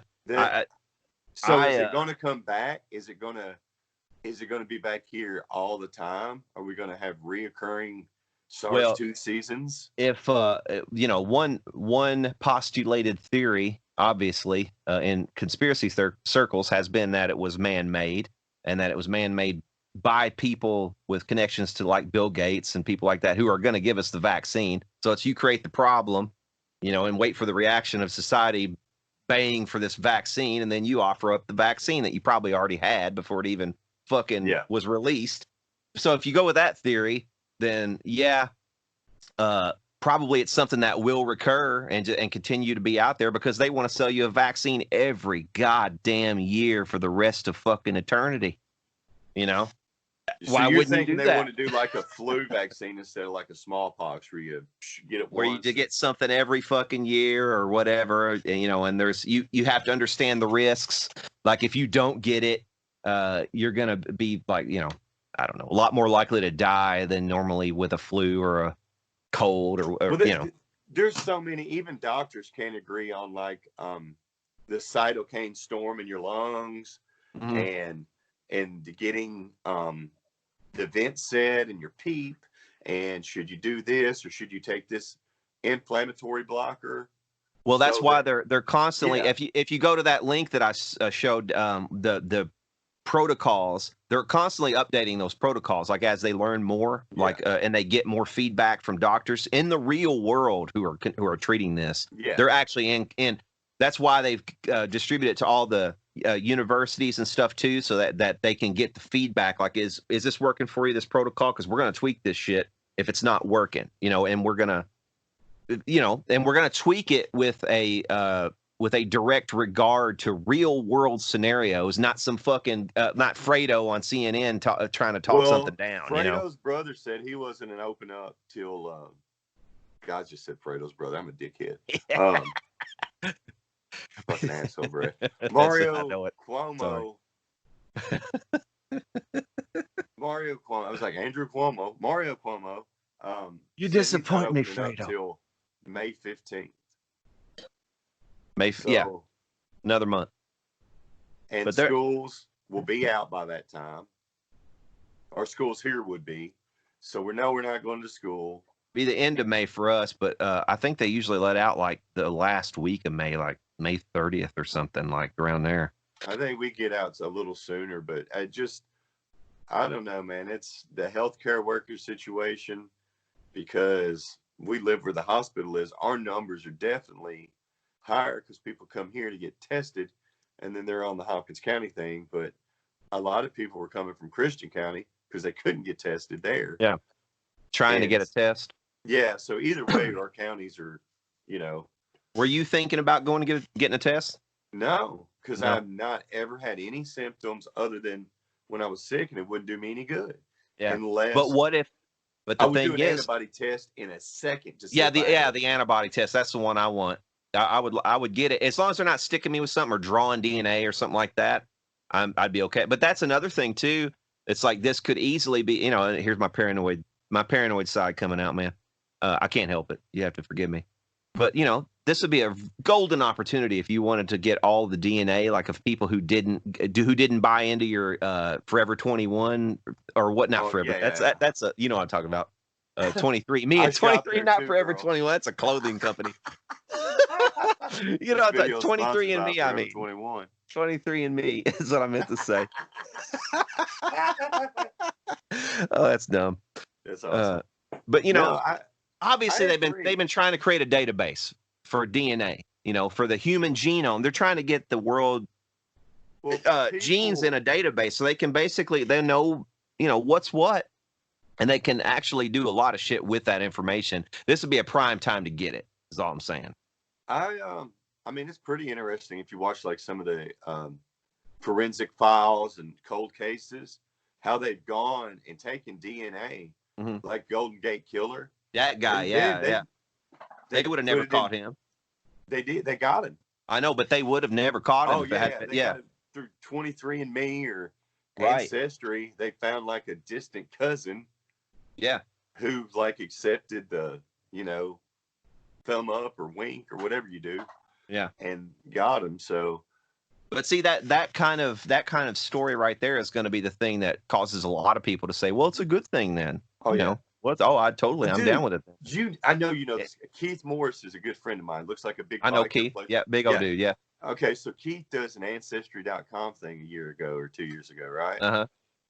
Did he have a kid?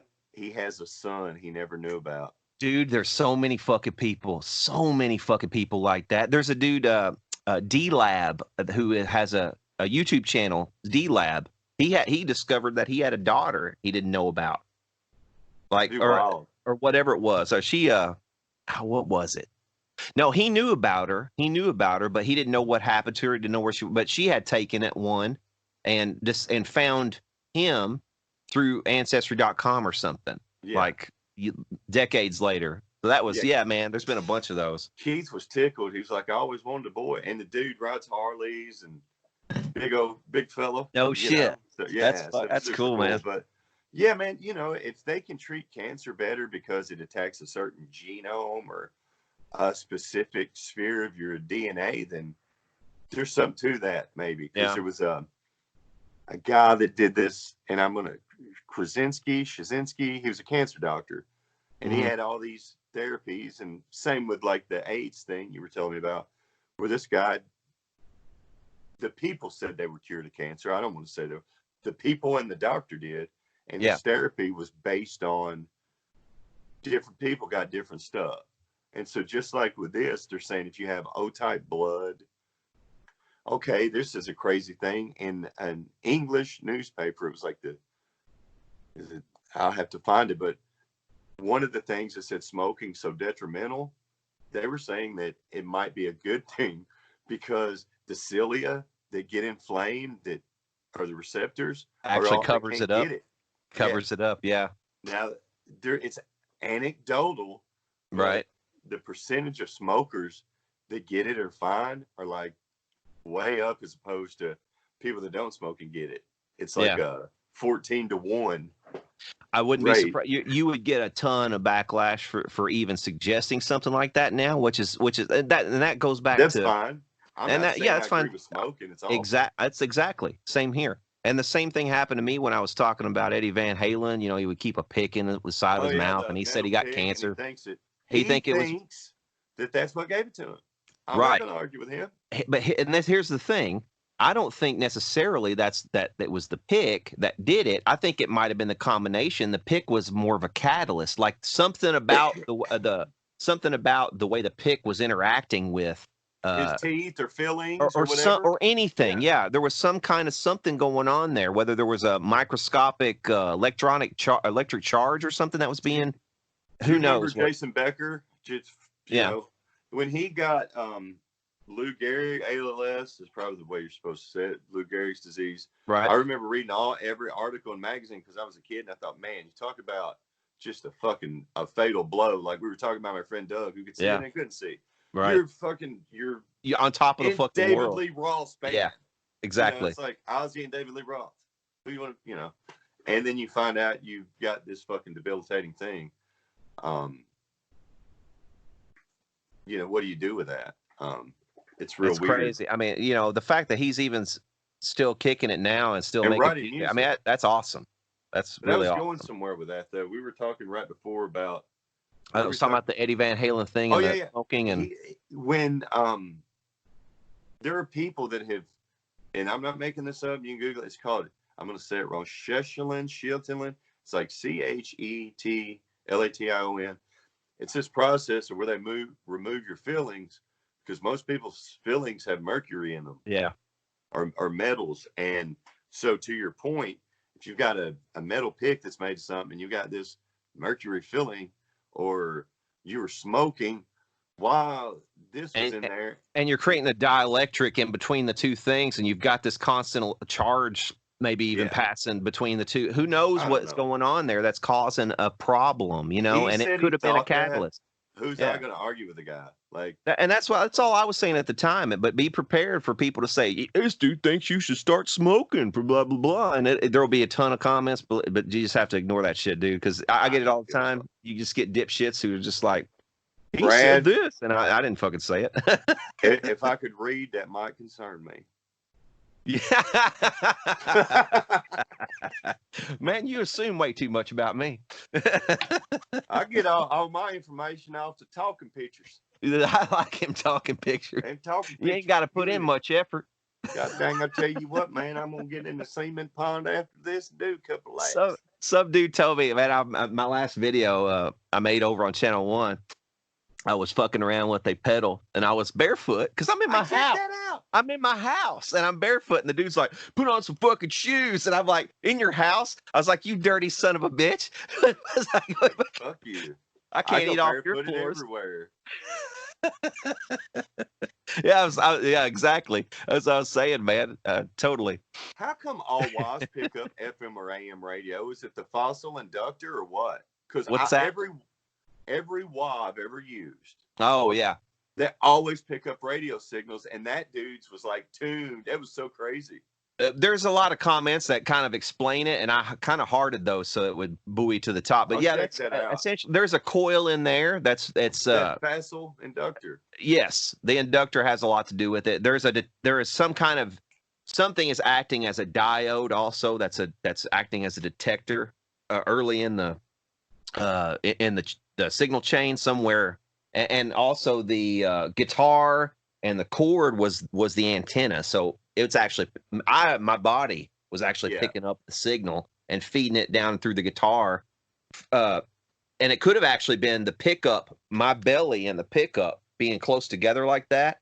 It's creating like a diode, or I don't even know what, but it was acting as a detector somehow somewhere along the chain. So I don't know. I know, but it's funny, man. You get on some stages and kick one on, it's like, it's a total of a natural tunnel. Yeah. You get. I was playing a dance one night, and I just got a wireless for Christmas or something, and it was Valentine's Day, so I had it like a month. Didn't really know how to use it. 80 true channel 2 diversity, and I was getting ready to take a solo, and of all songs, "You're Cheating Hard." Played like traditional style, and this trucker comes through. I must be having some kind of dance in there. And then the other trucker starts singing, "There she was," singing "Do Wah Diddy," and then they stopped right at the end of my solo. It's like it's like during my whole solo, it's all you can hear truckers. That's awesome, man. It was, and I didn't know what they were saying at the time, but I was recording it, and I went back and listened to the cassette later on my little 4-track, and it's like, I must be having some kind of dance in there, man. I did it. It's like, fuck. All right, go Providence, Kentucky. Yeah. Oh man, Providence. Was that Providence days? Was that where you were doing? I think I was down at one of those animal clubs in Elks. Eagles, oh, okay, yeah, I got you. Oh, I played there too. I played that same place. I think it was it a Moose Lodge or no? It was VFW. They had a VFW. They got a VFW there. I can't. Man, there's like Princeton and Providence, and a lot of them have like the Eagles and Allegiance and Vets, and like I don't know about most people that see your videos, but well, yeah, those are all the gigs. To explain why you had VFWs, Eagles, and these are all like kind of private clubs. A lot of them were based around like VFWs would be veterans, veterans of foreign wars. So if you're in another country, you'll understand what we're talking about. So a lot of counties, and especially in Western Kentucky, are dry. That means you can't get anything. You can't go buy any alcohol anywhere. And or you have to go to the next county over or some special place to get it. And but these places you could go and basically you have a membership there, so you're not technically selling alcohol, you're just having a party at your, so that's why they did it that way, because it was a private, and not open to the public. You have to be a member to go in. So I'm sure they have similar stuff in a lot of other countries, but just to explain. Funny little story about that, and I'll let you go. So I always grew up in Dry County. I got a gig in a band when I was about 15 years old, this guy. And then we were called the Dry County Band. I was the youngest guy. All the guys were probably in their late 20s or early 30s. That's a damn good band name. And we started playing this club in Evansville called Glorious Corral Club. This like line dancing place. I remember that place, yeah. So we found out these people were coming out to take our picture for like, what's it called? Is it The Scene or News for You? News for You. Okay. So it's like this little local news rag with music. I used to work there. Yeah. Yeah. So we found out they were coming, and the singer in the band, I don't want to, oh, fuck, I'll do it. Waylon went out and had this big sign made, this big white sign with black letters, and it said Waylon Howard, real big, and the Dry County Band. And I got so fucking mad. So I sat there for a while because I couldn't go to the bar. I was like 15 or 16. I had to sit in this little side room with a pool table. And I just stared at that sign, mad as fuck. And so I went up there with 2 white napkins, and this is what I did. So you can see this. This is Dry County. Yeah. I took 2 white napkins. And we became Waylon Howard and the band. And so he didn't see it, and those were the pictures that appeared in that magazine. So, do you still have a copy? Oh yeah. It's one of my. It's like one of those things where you, when I was in guidance counselor, like the guidance counselor aid, I would always take people's, like teachers would send their things to get copied or type them and send them to us, and I would always do dumb shit like write, like it'd say bring pens and paper. I'd always put an I in it where it'd say penis and paper, just dumb shit. You were that kid. On the top of the like attendance thing for that day, I wrote M-Y Dixie, D-I-X-I-E W-R-E-C-K-E-D, Rec, you know.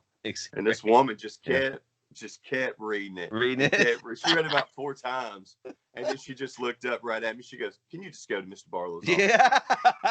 My Dixie Rec. It's like, man, when you're in the 9th grade, 10th grade, that's good shit. That is good. Yeah, that is good. Well, Bosco France, man, we'll leave it on that note, I believe. Definitely check out our sponsor, pandemicplan.net. I have the link in the description. Like I said, she knows her shit, and I guarantee you, if you have a business, you're probably going to need some kind of plan. So definitely go check that out. And Bosco, love you, man. Love you, brother. All right, we'll probably see you in another week or 2. We'll do this again. Yeah, obviously we can rap at each other forever. So, next week it'll be an 8-hour. Yeah. Well, we've gone from like an hour 23 up to 2. Yeah, we'll be up to 8. Well, we could be more. We got off on guitars and other stuff. We'll delve definitely into guitars and whatever. I need to ask you, and we'll do this later, but I want to talk to you about the tone stack in one of my amps. Well, let's maybe save that to next week. I like it. All right, buddy. Sounds good, man. Today's video is made possible by pandemicplan.net. Do you own a small or medium-sized business? Are you worried about what the current pandemic will mean to the survival of that business?